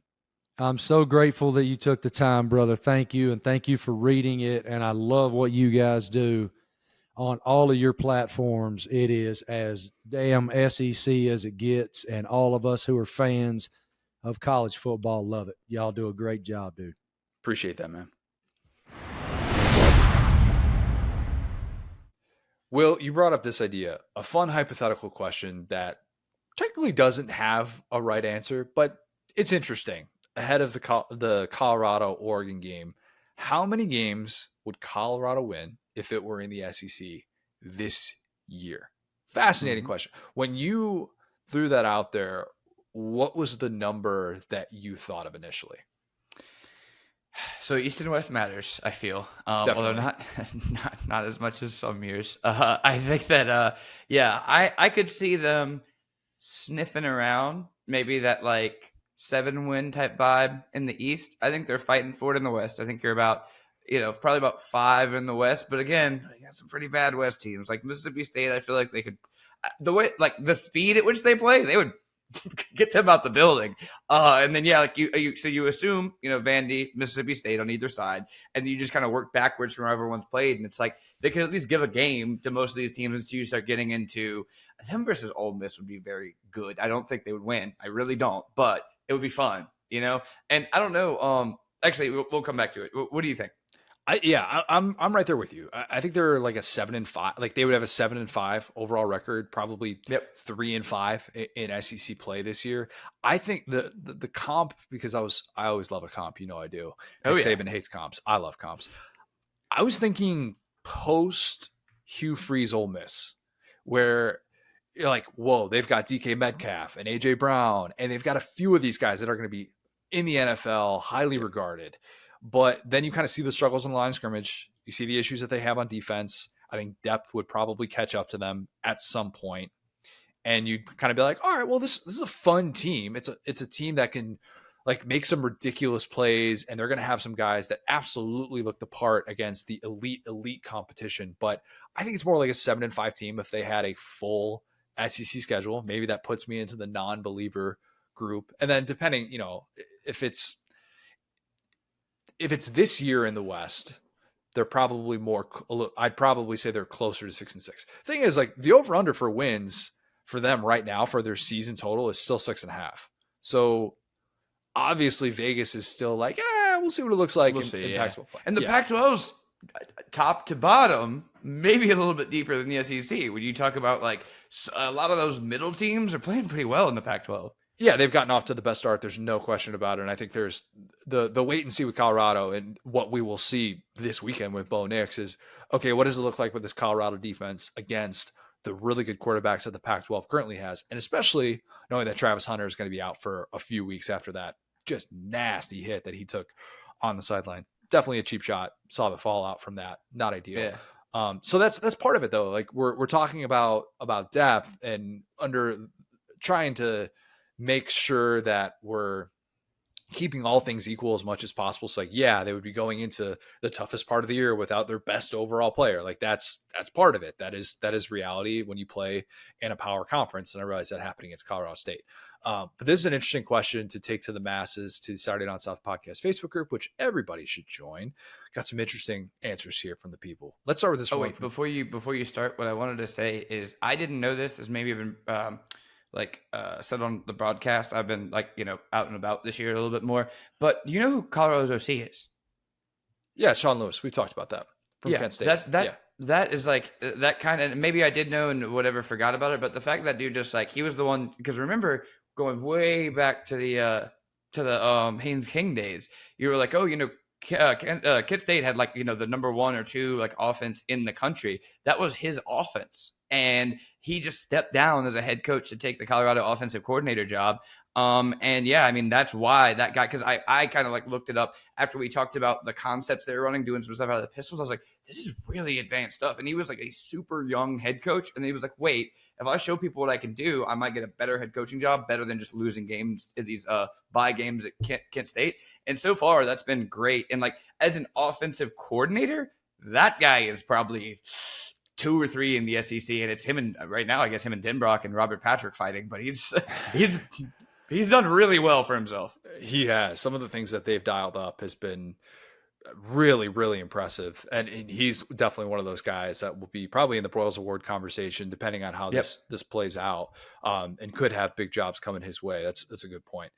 Carter Logan says, their talent composite is lower than I expected. They only rank ahead of Vandy, so they wouldn't be great. It's tough to say because we know more about Colorado than we do most SEC schools. So many schools are unknown so far: Arkansas, Auburn, Tennessee, USC. We don't know how good these teams really are. Let me speak on that. So the talent composite, I love the talent composite. It's great. It's really, really interesting. And I think it's played out most in the college football playoff.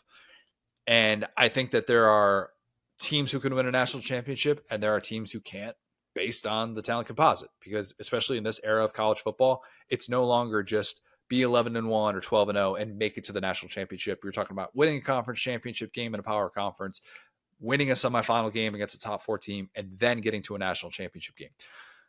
The talent composite, though, with a team that is built on transfers is kind of useless.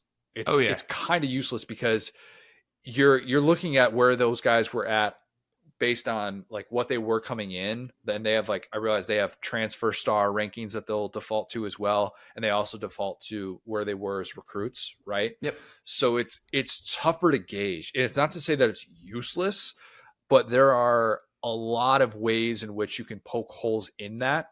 Florida State on a bigger scale is an example of that right now, because they're sitting there at number 20, I want to say, talent composite rankings. But then you're like, oh, well, you look at what they have in Keon Coleman. Keon Coleman only goes down as a 3-star guy when everybody looks at him and they're thinking this guy's a first-round receiver in the NFL. That dude's like our Judkins. I don't know how we let him Jared Verse is, I know, right? Jared Verse is another one. So those are the areas which you can actually poke holes in the talent composite. So it's a great point. I'm glad that Carter brought this up. Yep. But it doesn't mean that their talent is totally at that level, because of how much that roster obviously is dependent on transfers. So it's a little bit trickier to be able to figure out. But obviously, they don't have the talent of the elite SEC teams. Of course not. Would Travis Hunter be the most talented player in the SEC? It's a good question. He was the number 1 overall recruit. So how many of those we got, walking around? Yeah, I mean, because Walter Nolan was, you didn't have Nico end up as number 1 overall. Luther Burden would be in that conversation, just in terms of where they were evaluated as recruits when they signed, right? Yeah. He'd be the highest rated. Yeah, he'd be the highest rated. It's still too early to say, despite the fact that he's been awesome so far. I feel like when you're playing offense and defense the way he is, I feel like he's him. The thing about Nico is he's rated around there, but we haven't seen him play. With Travis Hunter, you know what? You might even, if there's a 0 rank, you would be there. 1 almost feels unfair to you because you're a freshman playing 2 ways and shutting dudes down and leading the team to receiving. And Shedeur would be one of the best quarterbacks in the SEC. There's no doubt about it. Oh, yeah. He's so fun to watch when a play breaks down, and even when it's within the flow of the offense. The things that they're doing right now that just makes you feel like there's nothing you can do to contain them for 4 quarters. Obviously, the defense has a lot of issues, but yeah, he would be one of the best quarterbacks in the SEC, and that's an interesting question, though. Now I'm going to be thinking about that a lot. I like that. All right, Sarthik Well, I says, think you nailed that though on the portal stuff, and that's why I think the talent composite. I'm not totally ready to be out on it because most elite teams still do recruit their own players, like Ohio State, Georgia. Yes. I don't know where Alabama's at right now, but those guys are still doing the generations of classes, the dynasties of guys who sit behind guys and do all that. But there are teams, and FSU is definitely one of them, that is able to subvert that by 5, 8 transfers that are really impactful that they scouted correctly. And I think, you're seeing that in Colorado. And I mean, you're seeing, it's like, the receiver depth are Travis Hunter and Joe Horn's son. It's like, these aren't bums out there. Yes, definitely not bums at all. Let's go to this one from Tom Harlow. Tom says, if he were in the SEC, meaning Deion, with the unlimited free national press all the way up to 60 minutes, he would out-recruit Saban, Kirby, and Kelly combined. I cannot wait to see what his recruiting looks like the next 2 years. I think that's really, really interesting. And how much is he going to be a portal guy versus a high school guy, right? Yep. Because it almost seems like everybody is going one way or another. There are very few people who are truly all in on both. That's a hard thing to be. I think Brian Kelly is one of those guys who's all in on both. Saban and Kirby definitely, I wouldn't say are all in on both. There's still more high school guys than transfer portal guys. Kirby's been pretty vocal about that as well. It's not that they haven't taken transfers, but they're still relying on that heavily. And whereas Kelly doesn't want to necessarily be a portal guy, but he, I think, has looked at like his secondary and saying, I needed to be able to revamp this group with the portal, or at least attempt to. Yeah. I think it's a little bit more complicated, but I don't know that he'd be out recruiting those guys. Would he be signing a top 10 class? Yeah. Yes. I absolutely think he would. Yeah. If he were in the SEC, I think Deion would be shooting fish in a barrel. If he could drive to all these places as well. And Boulder, as beautiful as it is in that area of the country, some people just don't want to be that far away from home. They want their parents to be able to go to every single game. That hurts you in recruiting. Yep. But that is fascinating, though, to think about what he would do if he was within the geographical limits of the SEC as well, not just Colorado in an expanded version of the SEC, which I guess we should never rule out in this day and age. Yeah, with expansion. So you know what? You could just skip the Big 12. Give Deion like a big contract that he didn't want to get out of. You could just come right over to the SEC. As long as you have him, it's contingent on him. It's kind of like the livestock and Sid Pittman's contract. It's real specific to this situation. But yeah, no, I think you're making a good point. And I think at the end of the day, if you could convince Travis Hunter to go to an HBCU, you get in the 5-star quarterback's house. And I mean, that's what they're worried about with Underwood, with him going out there. And so, I think, the sky's the limit for them. And you're right. It's like, I think your kind of 3 kings of the portal so far are pretty clearly Brian Kelly. I think, why did I just blank on this dude's name? Norvell, Brian Kelly, Mike Norvell, and Deion. I think it's them, and then there's a big gap to the next guy. I think Lane is up there. I'd put Lane in that conversation as well with what he's done in the portal. Yeah, I mean, look how dependent they are in the portal and what they've been able to do with even like their best players. Their best player on defense right now is a transfer from James Madison. Trey Harris, when he's been healthy, has been phenomenal. Zachary Franklin hasn't even played for them yet. Like they've been, and the tight end that they got from Memphis as well. They've had some really, really good additions. Oh, okay. You know what? I take that back. You can't employ Zach Evans without being great at the transfer portals. Never mind. Okay, this guy won that battle, so we'll put him up there. But I think he's fourth. I mean, we think about what FSU has done and what LSU has done. I think, but and then same thing with Colorado, from where you started to where you finished. And Lane again has a chance this Saturday to really get himself up there. But I think that's a really good point about recruiting versus transfer portal. And I think that Deion, especially defensive guys, would go play for him. Krista Kissinger says, really hard. They would. She says they beat a bad TCU team, Colorado State and Nebraska. I'll give them a win against Arkansas and maybe this year against Mississippi State. I think a lot of those games are coin flips. I do. Yeah, I really do. I think Auburn would be a coin flip, maybe depending on where that game is played. That's what I think a lot of these games would look like. But if Mizzou is going into Colorado this weekend, nobody's picking Mizzou. People are picking Colorado to win that game. Oh, I mean, you picked a bad time to use them as an example because they're as good as they've ever been right now under, less than we've been covering them. So, yeah, I don't know. I mean, that would be a good one.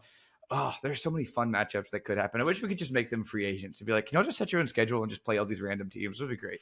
Just instead of going to the Big 12, Colorado, what if we make you an independent? How intriguing would they be to a TV network with an independent schedule to become Notre Dame West, right? Just get CBS to sign off on the rights for all things Colorado. They're already doing 60 Minutes. So you know what? You got your foot in the door there. Yeah, I think that there are a lot of matchups like that you could break down and say, well, they would really struggle to defend them in the past. Like, yeah, this year's Mississippi State team would definitely be an underdog against Colorado. I think that's reality with what Colorado does well. But I do think that against the better teams, the best teams, they will struggle just because of trenches play. Simple as that. 100%. Terry Logan says, I think what he's done for the program is awesome. He certainly has a good transfer group with a few good recruits. I think we will see an issue with depth in the coming games. Most SEC schools have deeper, talented rotations that would hinder a lot of success. If he could continue to pull top talent like most SEC schools in a few years, he would probably be mid to high record in either division. If he put together 3 to 5 years of strong recruiting and transfers, he could have success. He has a really good coaching staff that is a positive in the long run, but moving them to the SEC next year would be a disaster. I don't know if that'd be a disaster. Well, if you're saying next year, that's a little bit tougher because what's your quarterback situation? Do you have Shedeur? Shedeur going to the NFL? Are you going to still have your offensive any more coordinator? Kids? That feels it's like his secret power. He just has all these kids that are really good at football. Right? What a luxury to be able to have. Oh, you know what? I got a tight end who's coming up who's looking really good. Like it just being able to pull one of those out every single year, that'd be incredible. Yeah, next year though, a little bit tougher to predict. I think it's looking at this year's situation with what he has. There are so many people that can't wait to see the depth. Depth is the biggest question. It's one thing to have a bunch of transfers, but if you have a bunch of transfers that you don't feel like you can play on that second team, doesn't really do you a lot of good. Depth has hindered many a team in the SEC. Go ask those Kevin Sumlin era A&M teams about depth in the month of October and what that looks like. Not an easy thing to overcome in the SEC when you make that transition. Mm-hmm. Michael Dark says he would have the best quarterback and the best wideouts in the conference, assuming they're in the West. Yeah, that makes the most sense geographically. They definitely beat Mississippi State and Arkansas and toss up against Auburn. Agree there. They could beat Bama if they decided to use Bucky at quarterback again. He's saying Bucky Facts. is in Buckner. Yep. Buckner, yeah. Yep. Agreed. I think most teams would beat Alabama with the Tyler Buckner-led offense that we saw the other day. I say they go 6-6 overall. Yeah, no real disagreement there. I think we kind of covered those points. Mm-hmm. Dirk Mitchell says, depends on who he was playing. Seems like a dumb question. Disagree, Dirk. I mean, does he open up like Georgia or does he open up like Bama? What schedule are you placing in this scenario? Is Colorado going to be in the East or West? My guess is West. So many variables to this question to give a good answer, except for the comment, oh, he would get crushed in the SEC. Well, Dirk, I think it's interesting. And I think you just told us exactly why it's interesting. I don't think anybody's saying that he would beat Bama or Georgia. Nobody's saying that at this point. Yeah. Dion might be saying that. Everybody else, we're non-believers in saying that probably wouldn't happen. Now, if they beat Oregon, do we revisit this question next week? Yep. I mean, and again, I believe we think Oregon's going to probably wreck them, right?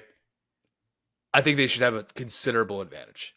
If it's a game that's decided by 2 touchdowns and they cover the spread, that wouldn't surprise me.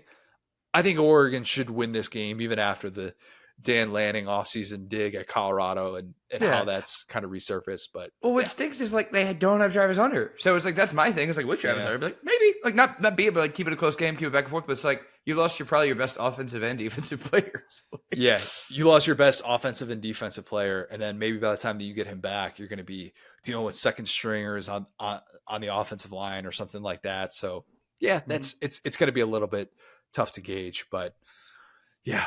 We'll have a different conversation if they beat Oregon as a 3 touchdown underdog. I don't know how many teams have won multiple games as a 3-score underdog in the first month of the season, like ever in the history of college football. That would our guy Bear. I would have to go commission that stat to be able to get that. That is a very, very small list. And if they did that, okay, that now we're talking about potentially a team that can win the Pac-12. That's how much perception can change if they do that against Oregon this weekend. Should we do one more? Let's do one more, Will. Yeah. Drew Page. Drew Page says in the East, I think they go 5-3 and lose to Georgia, Tennessee, and South Carolina. In the West, I think they go 3-5 or 4-4 with wins over A&M, Mississippi State, Auburn, and give or take maybe an upset. So, okay. That's basically saying if they're in the East, you think that they would beat Florida, you think that they would beat Mizzou, Vandy, and Kentucky. I got to tell you, Will, if they played Kentucky on a neutral site right now, I'm taking Colorado. They play Florida on a neutral site? Man. I think Florida could do to Colorado what they did to Tennessee with kind of bullying them up front. I do. Okay. In that game, we're talking strictly neutral site. I think that could be like a back and forth. Florida wins that game 5 times. Colorado wins that game 5 times, maybe. That's maybe a little bit more of a hedge. Yeah, and like I said, I do think, I'm about to credit Florida here in a sec, but I do think that that Ben Hill Griffin Stadium factor was massive in that last game. Yes, it was. Because that place was rocking. So yeah, but you're right. I think they're about half in it. At Ben Hill Griffin Stadium, 7-3, 8-2, probably Florida's way. Yeah. I think we all landed kind of around the same spot with Colorado, relatively speaking, but an interesting question nonetheless. Let's end with some lad of the week, Will. You want to start? You want me to start? Let's do it. I mean, you already, should know who my lad of the week is. Thick King, Desmond Watson. Our boy. Of course. I saw that. I have never cheered for a Florida player so hard since Tim Tebow. That sack, not sack, but the pressure that he got that forced the turnover and swung the game. I imagined Inya playing in the background. That ball hung in the air for a full, I just counted, 5 seconds. 5 Mississippi, I think it did. 5 Mississippi. You are hearing just, may it be, and it's rainbowing up in the air. The DB is sitting there checking his watch. He's texting his girlfriend. We saw the rocket arm. He tweets in the middle of it, I'm about to get this pick right now. He's like, yo, watch this. Whoop. We saw the cannon, but it was misaimed. It was friendly fire. That ball, watching the camera zoom out on this throw is one of the funniest things ever because they never found the ball. They were looking for it, and it just goes straight up in the air, straight down to the DB's hands. And you just see, like I said, last podcast I described it as like a kraken pulling a ship into the ocean. Giant Joe Milton, who's a guy who's really hard to tackle as well because he's so huge and so strong. And Desmond Watson just engulfs him like the sea. And this is a guy that, he comes into the SEC and we're doing the thing. Oh, he's a little bit too big. Maybe he won't be an every down type of player. The biggest play of his college career at this point, and maybe he'll do, I hope he does better things, to continue to keep doing great things. Not like this is, but if this finishes the greatest play of his career, it was a quarterback pressure, okay, on a play that started off in the deep shotgun. This dude shot the gap, dominated 2 offensive linemen, brought down one of the biggest quarterbacks in the SEC, and made him make a decision so bad, it was like second to Max Johnson throwing the ball with his left butt cheek. That was one of the worst, most inexcusable picks I've ever seen in my life. And I guess he just thought Desmond Watson wasn't going to get there. And, brother, he was wrong. Lad of the week. I love me some Desmond Watson. We've known this for a long time. I'm looking up his snap count right now. It's been minimal this year. I think he's been banged up to start. He only played 12 snaps in that game. I think he's been a little bit hobbled. Part of that could be the rotation that they've had up front. Not sure. I'm going to have to look a little bit more into that. But his snaps feel so loud, don't they? Yeah. He makes such an impact. You always know every single time he's out there. Look at that guy up front. Yep. Oh, wait. No, that's just one dude. Those legs are built differently. Desmond Watson having big time moments like that, I can't get enough of. Watch the replays all day, every day. Even if he only plays 20 snaps a game, 25 snaps a game, he still is in such a great position to make an impact like what he did. That play was huge. Listen here, we don't know, where his draft stock is going to end up, but Howie Roseman, you have a chance to do the funniest thing imaginable. please draft Desmond Watson and put him back there with Jordan Davis. My God, on the goal line, forget it. That's cheating. And Jalen Carter getting the carry. Oh my God. That's a unit. What do you call that formation with Jalen Carter lined up? Oh, Lord, he coming. Oh, God. Oh, man. Need more Desmond Watson in my life. Lad of the week for me is Clemson kicker Jonathan Wheats. Okay. Wild story. If you've seen this, you know exactly what I'm talking about. Clemson has been having some kicking issues. They've been having issues all over the place, but kicking especially. So Dabo, instead of pulling the Mike Leach and having a contest to see if random students could make field goals, Dabo decides he's going to bring the former Clemson walk-on out of retirement. This guy, Jonathan Wheat, still had an extra year of eligibility because everybody does, right? That's sure. Of course. You have one, I have one, we all have one. Dabo didn't know that he had an extra year of eligibility until someone told him over the weekend. This kid spent the summer in France studying abroad, not kicking. As Dabo said, he was just at the Eiffel Tower, but kicking, riding a bike, right? Just whatever. Get a few reps in, get some stretching. You're going to be fine. You're going to be fine. The Athletic story said that Wheats is living in Charleston. He is completing an online program to get his master's from Clemson. He is set to graduate in December with his master's. But in 2 weeks, he was supposed to be starting a job in New York City. That's so crazy. Instead, he's going to be kicking field goals for Clemson in potentially the biggest game of the year against Florida State. That's at least what we've been led to believe, that he's going to be kind of the short range kicker, because Robert Gunn III, who is Clemson's current starting kicker, of course he is. He has been, dare I say, basura so far this season. Dabo's quote in The Athletic was incredible. He said, it's either going to be a great story or it's going to be terrible. It's not going to be anything in between. I hope Saturday doesn't come down to a kick. I don't know if my heart can take that. Well, Dabo. That's so mean. Why would you say that to your guy? I hope you don't have to rely on him. Send him back to France then. I mean, come on, bro. I don't know. Dabo and his special teams guys, like when Dabo loses his cool, it's to a punter or a kicker. That is what history has told us. All I know is that I have never wanted a game to come down to a field goal more than this one. That would be incredible. All the best Florida State games come down to a field goal, of course, obviously. Duh. That would be just fantastic. So another thing to watch for Clemson. Side of things and how everything has gone for Clemson this year is this story in a nutshell of Dabo being like, hey, don't go to that job in New York. Come kick field goals for me. Clemson has just become the Disney movie that they had a couple years ago. That is what they are at this point. Maybe this is going to be the bad story, though, not a good story. Who knows? I'm imagining there's a meme with like the Nordic gamer guy with the beard, and it's like his girlfriend that's like, babe, please come back to bed, and he's like, no, I'm over here doing this, and it's like, Dabo, please take a single player from the transfer portal, and he's like, Eiffel Tower kicker, let's go. Dabo actually thinks this is the transfer portal. He thinks this is what it actually looks like. He's like, yeah, I went in there, found a guy who was, just not doing anything. He's on the beach, just chilling, hanging out. Dabo, you're in the wrong rule book, brother. That's the foreign exchange program. You got to get out of there. Dabo's getting a guy who's going to go work at Merrill Lynch, Goldman Sachs, or something like that. Like, Dabo, that's not how this whole thing works. Like, you can get guys who are football players at other programs. Like, that's the way that it works, not guys who are out of football. It's like, okay, got it, understood.